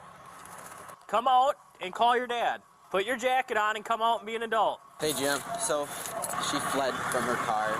Left it right there. It's not legally parked. We're trying to get her to come Hey, out. Jim. She comes outside, she can move it and park it, but if she doesn't come out, then we aren't going to let. We'll have you guys take it. Give me a call. I'm going to go deliver this. All right, sounds good, man. You're the one making the choices. Put your jacket on, come out, and call your dad. Would you mind maybe just staying here for now? Jim's like, I got better things to do. I know you got stuff to do, but we're giving her like a minute. Come out, you can talk to your dad right here. Okay, it's been a minute, another minute. Call your dad outside. Call your dad outside and we will let him go. As soon as he hooks up, it's hooked up. So you need to hurry because it's getting hooked up right now. You don't need to go in cuffs right away as long as she comes out. I have no problem working with people if they come out and deal with it. I mean, yeah, we don't want to screw up her life anymore, but... Nah, man, cuff them. Yeah, we don't have to immediately This put is her in cuffs. horrible. As long as she's out. We have control of her, let her call people because then it's going to go a lot smoother. You can kind of like, she says she's coming out, so as long as she comes out and actually deals with it, we probably won't hook it up, but as long as you just kind of make it look like you're going to hook it up for now. That's why. It's just your presence here is going to push her. She's talking to their manager right now. You leaving, so. Yeah, I hate these damn things. Yeah. After running her mouth for an extended period, she finally decided to exit the house. Finally. 15 minutes later. Not gonna cost my dad $200. All right. Great. Do you need to call anyone else? I need to call my dad to see if he's coming. Oh, here comes the waterworks, guys. As soon as I talk to my dad, I'm not gonna be able to talk to anybody. First of all, you're probably gonna get me kicked out of my apartment because look at this right now. Are you kidding me? We're not gonna call your landlord. You're being decent. This is Just take a breath. because if I would have gotten pulled over, I wouldn't have to go to jail. That's fucked up. This is so wild how she's just placing the blame on the police officer who's just doing his job because she wasn't wearing a seatbelt and she had a busted taillight and then she ran away. Like now she's like, oh, it's all your fault because I'm going to get kicked out. It's all your fault and I'm going to go to jail over the weekend. Like, oh my God, this is so wild. You can get a signature bond for OER on the street. That's why we cooperate. That's why you need to What? stop. I will get a signature bond for what? You would have been So OAR. I'm not gonna get a signature bond. Oh, no, I don't know what that means. If you would have originally stopped for him as soon as he turned on his lights, it would have been a signature bond. You would have went home. Great. I love hearing that. Great. Well, too you late gotta now. make good choices. That ain't a. I'm fucking scared. I am terrified. I've been to jail like 30 times. I'm fucking scared. I'm on probation. Why have you been to jail 30 times? What have you been up to? Do you want to call I'm anyone? on a bond. I'm fucking terrified. Want to call your dad again? Of course, he's supposed to be coming. He's not. How are you going to be so terrified about going to jail but then committing crimes? Hello? What? Then don't commit shit. I don't know. I'm answering the phone because I'm an idiot. Would you give us permission to move Well, it? that's the only thing she said so far that we might I'd agree rather with. just have my dad come here. I want to see my dad at least. Where would he be coming from? Because I mean, obviously we can't sit here for an hour either. Probably waiting. fucking almost here. Oh my god. God, are you kidding me? Am I going to get out on Monday? Does anyone know? It's going to be up to your agent. Yeah, now it's up to your agent. Which, I mean, you came out, so that's a plus. Awesome. Sounds like I'm not. I mean, obviously she's being hyperbolic, but like, I don't know. I mean, 30 times? That sounds like more than twice. And she's only been 21 years old. She went to jail 30 times to get rid of her fear of going to jail. Get out. Been held by your agent? For a very long time. No, never. I've Okay. actually haven't violated my probation at all. So now this is and I can't get off early now. This is totally. That's true. Dad ignoring the calls. Dad might be like, oh, God, not this again. Oh, okay. You know what? Let her deal with it. Let her deal with it. She will come down and talk to you on Monday. This is totally, honestly, totally fucking. Well, I'm gonna text her, I guess. Hopefully your agent will come down on Monday and talk to you then. And yes, if you have never been held by them, they let you out early usually. When they're referring as like her agent, I guess, are they referring to her agent as like her probation officer? I'm so scared. I've only been to jail like 30 times. No, I'm trying to end my probation early, and now I'm not going to be able to because you can't violate it. One violation is you. Then you shouldn't have violated it, ma'am. I mean, you were driving on a revoked license and you weren't even being careful about it. Your car had a broken taillight and you had a no seatbelt on. Like, I don't know. There's just so many layers of just like stupidity here. I don't even know. Like, ma'am, you fucked up. Usually expected at least. Yeah, I haven't violated anything. I know. So one violation isn't the end of the world. Am I going to have a bond? Am I going to have was anything? revoked. I'm going to be stuck. No bond. Well, your bond would probably wait because you're on 4 bonds. So that's I'm already on that's 4 4 grand. bonds. That's $4,000 right there. They're misdemeanors. Yikes. OAR's 500, so that's 4,500. And you're telling me I wouldn't have. You would have went to just jail. had the OAR and a SIG bond if you would have just pulled over. I don't know what an OAR is. Operating after revocation. If you would have just pulled over. Last time I got pulled over driving, I literally went to jail and was arrested. Every circumstance is different. Usually, the more you cooperate, the better everything goes. Running into your house is never. I can't stand this right now, so I'm sorry if you don't understand that because you're a cop and has never gotten in trouble. But I am not on your, like, we don't have anything common right now. I'm sorry you can't understand because you're like a law-abiding citizen and you're like a police officer enforcing the law. But you don't understand because I'm a criminal. You wouldn't understand criminal stuff, okay? What is that logic? I mean, he deals with criminals all the time. I mean, what? We have nothing common right now. So for you to not understand why I would run in the house, of course you don't. Well, I understand that you're scared, but at the Yeah. same time, running from It's us stupid. makes the problem worse. God. Or makes it so you cannot arrest me in that exact moment. You still end up getting arrested later. Yeah, that's Still not have over. That's consequences not for in your the actions exact that don't go moment. away. Yeah, it doesn't go away, but I don't get arrested this exact moment. But you get arrested on any other day that you don't want to go to jail. It's not like any... Nobody ever wants to go to jail. And a Friday, when I have plans and I'm cleaning my house, no, I don't really want to go to jail in that second. Not cooperating. Damn, man. Her plans, her weekend was ruined. These fucking cops, man. They ruined her fucking weekend. How dare they? Gets you in jail longer. All right, let's step down here. I'm trying to, like, see if my dad is going to pull up right now. So if he doesn't come, are you okay with us moving your car so we don't have to tow Yeah, it? I would just really like to talk to him because I'm not going to call anybody. He's not answering because he's fucking pissed at me and he's driving here. Are you okay with my partner moving your car and you can still talk to him? Say your dad. Okay. Yeah, great time. Yeah, we'll let you move her car. Oh, here comes Dad. They were going to tow it. Because she ran into her house and wasn't cooperating, but she decided to cooperate, so we're allowing you to move it. Last time I towed it, it took me 4 days to get it. Well, that's why we'd prefer that people cooperate. We don't want to do that stuff either. Can you turn your lights off? This is creating a huge scene. Can you turn the lights off? No, you got a flat tire. It doesn't matter. I can't drive it anyway. So you want to give your purse to my partner? Dad's like, well, how do you expect me to move this? It's got a flat tire. You know, the dad pulled up like this is like, you know what? This ain't out of the ordinary. This is some normal shit. After probation hours, do I have to go in handcuffs in front of all my neighbors? Yes, you do. Do I really? I feel like I really don't. You really do. Great times. Well, I'm gonna sit in jail all fucking weekend, literally, and they just made a huge scene in front of my house. You made the scene. No, actually. Yeah, she's on 4 bonds, OAR, so she decided not to stop and run into the... Thank you. But at the same time, Here's the thing, though. She's young. She's 21.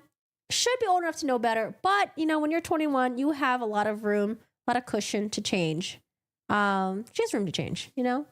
Mid-20s, late 20s. She's got room to change. I'm really gonna sit in jail all weekend, and I might not even get out Monday, by the way. Because my fucking seatbelt was off. And then she ran 3 stop signs, almost T-boned blew through a stop sign, almost hit somebody. Seatbelt was off. Because my motherfucking seatbelt was off. Then you should have put your seatbelt on. Yeah, because of you. What the f? Because of me? No, I ran the stop sign because of fucking him. No minding none of his... Oh my god, I thought she was blaming the dad too. The dad was like, because of me. Oh god, dad is like, me? I didn't have anything to do with this. Business, literally. And she's operating after revocation. So. Yeah, that's a charge. My seatbelt, that's some bullshit. Bye. Fucking bye. I'm gonna sit in jail all weekend. They're not gonna fucking release me, of course. And it's just to sit in that. Yes, ma'am. No, I could end up sitting more than the fucking weekend. That's exactly why I ran into the fucking house. No, sit back a little bit so I get your seatbelt. I literally think it was a good, like, did she think that she was gonna run to the house and they would just be like, you know what, I give up, we're good? So we send in a review of a probable cause for the arrest. They read it, and then they determine if she needs to sit or not. Then it'll be all dependent if... No, I think that's the thing. She didn't play GTA at all. She would know in GTA that if you want to ditch your car, you better ditch it underneath the bridge.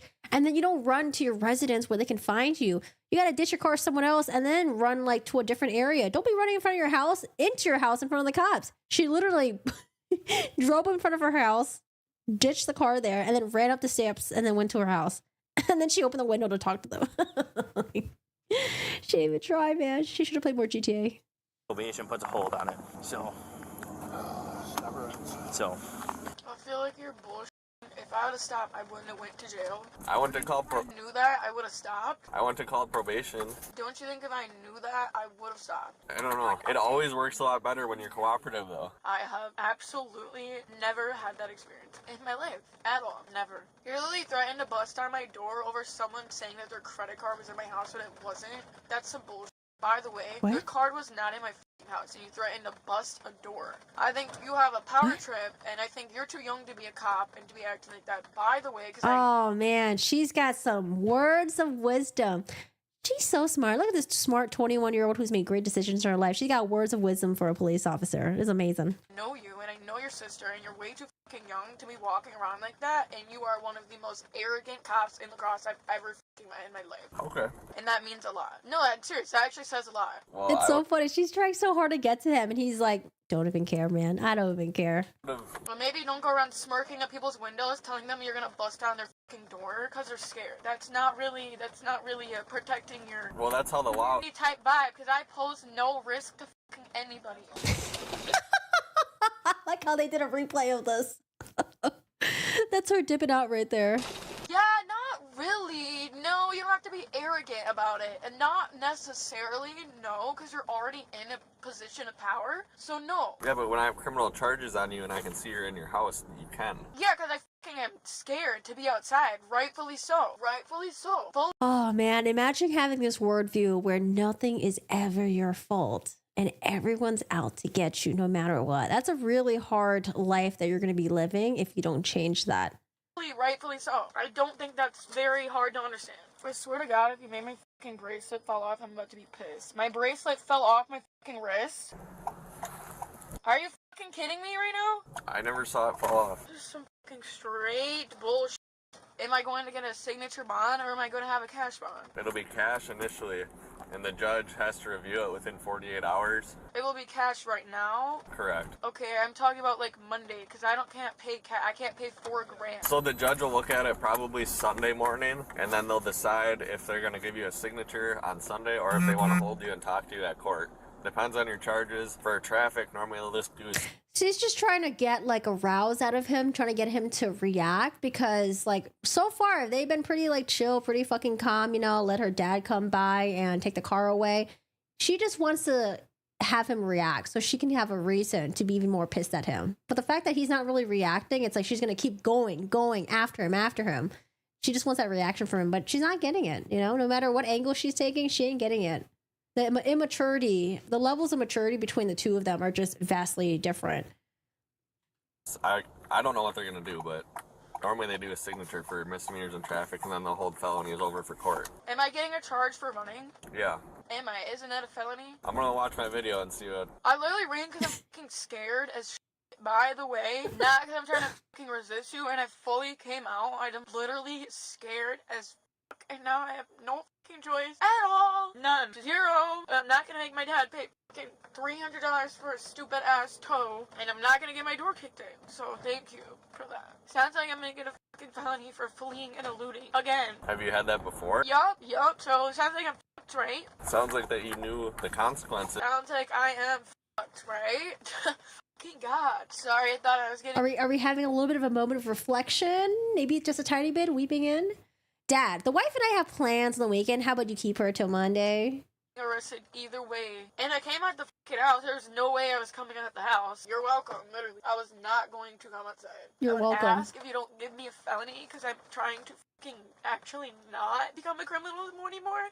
And No, she said she wasn't trying to run. She wasn't trying to elude the cops. She was just scared. That's why she ran. Not because she was trying to elude the cops. it seems like my fucking charges just keep going and going and going and fucking going. Off of I don't have a license and I'm wearing a seatbelt. Is that fucking crazy? I don't think so. Not really. It's really not, and that's why I'm... I fucking was scared, literally. If I get a felony fleeing and eluding, I'm absolutely fucked. By the way, I'm fucked. Since you came out, I'll work with you and I won't give you the felony fleeing. So it's still there's a difference between felony and misdemeanor fleeing and eluding? Yeah, I'll give you a misdemeanor.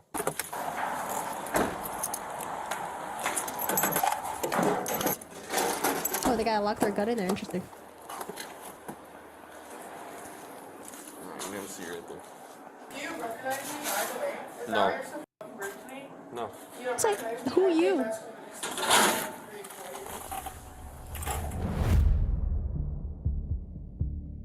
Shaylin was charged with misdemeanor counts of resisting obstructing an officer, resisting failing to stop, operating while revoked, and bail Yikes. jumping.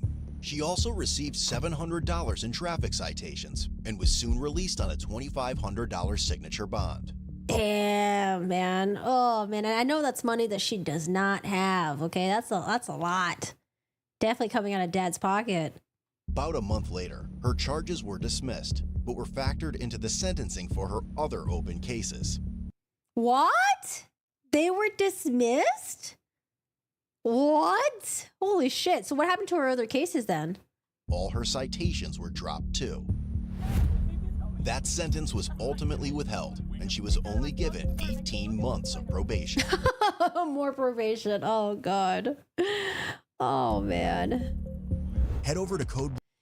Well, you know, they went easy on her probably because she's young and maybe they, you know, think that she can make a turnaround change. Fuck. I hope she does. I wish her the best. I hope she makes a change, you know, because that attitude that you have towards yourself, towards the world, That's not going to help you in the long run. You're just going to be fucked if you think like that. That people are always out to get you. Nothing's your fault. You have no accountability for anything. And that your dad's always going to come and fucking rescue you for all the situations. You know, being a fucking burden to your family. But, you know, she's got room to change. We can believe in her. Either dad has money or connections or both. I don't know. I mean, they probably just see her as like young and maybe, you know, maybe she'll change in the future. Totally need to tell them your kind of bullshit don't fly. See, they keep enabling her. Yeah, we'll see. We'll see if she pops up in any more of the blue cam stuff. All right, what else we got? I think that's it for today, though. Earlier, we watched the new cam that they posted with this woman who got a DUI because she was drinking at trivia. Her boyfriend called the cops on her, you know, and then she called her friend to come help her out. But the friend showed up, was also drunk, also gets a DUI. So they both go into jail together. And we saw how they both reacted. Completely horrible. They're both in their 40s, by the way. And then afterwards, we covered the Murdaugh stuff, the state response to the jury tampering allegations. And so we're waiting to see, you know, if this is going to be ruled by Judge Newman or maybe by a different judge. I'm not really quite sure where it's going to go. I think it goes to Judge Newman, honestly, but I'm not quite sure. We'll see if there's going to be evidentiary hearing and then I don't know, all that stuff. But yeah, and then now we just watched another body cam footage. So guys, I'm going to end the stream here. Oh, it's 3:00 right now. I'm going to end the stream here. I'm going to go eat. And yeah, thanks for hanging out. I hope you guys had a good time here. If you guys miss any parts of the stream, I'll have it uploaded on my YouTube channel. And for those of you guys who are on Twitch, thanks for joining us as well. I appreciate you guys. I hope you guys have a good one. Hope you guys take care. And I will see y'all later. Thanks for hanging out. Bye, Jan. Bye, Go Lucky. Oh, yeah, join the Discord if you haven't already. Join the Discord. Also, what did we learn today? Don't have a poor attitude and don't be evading the cops, okay? And loyalty, showing up drunk. Don't do it. Don't do it. Bye, good guy. Have a good one. Bye, Tam. Bye, Fire Nitros. Bye, Kurt. I hope you guys have a good one. Take care, and I will see y'all later. I'll see you guys a different day. Bye. Maltese.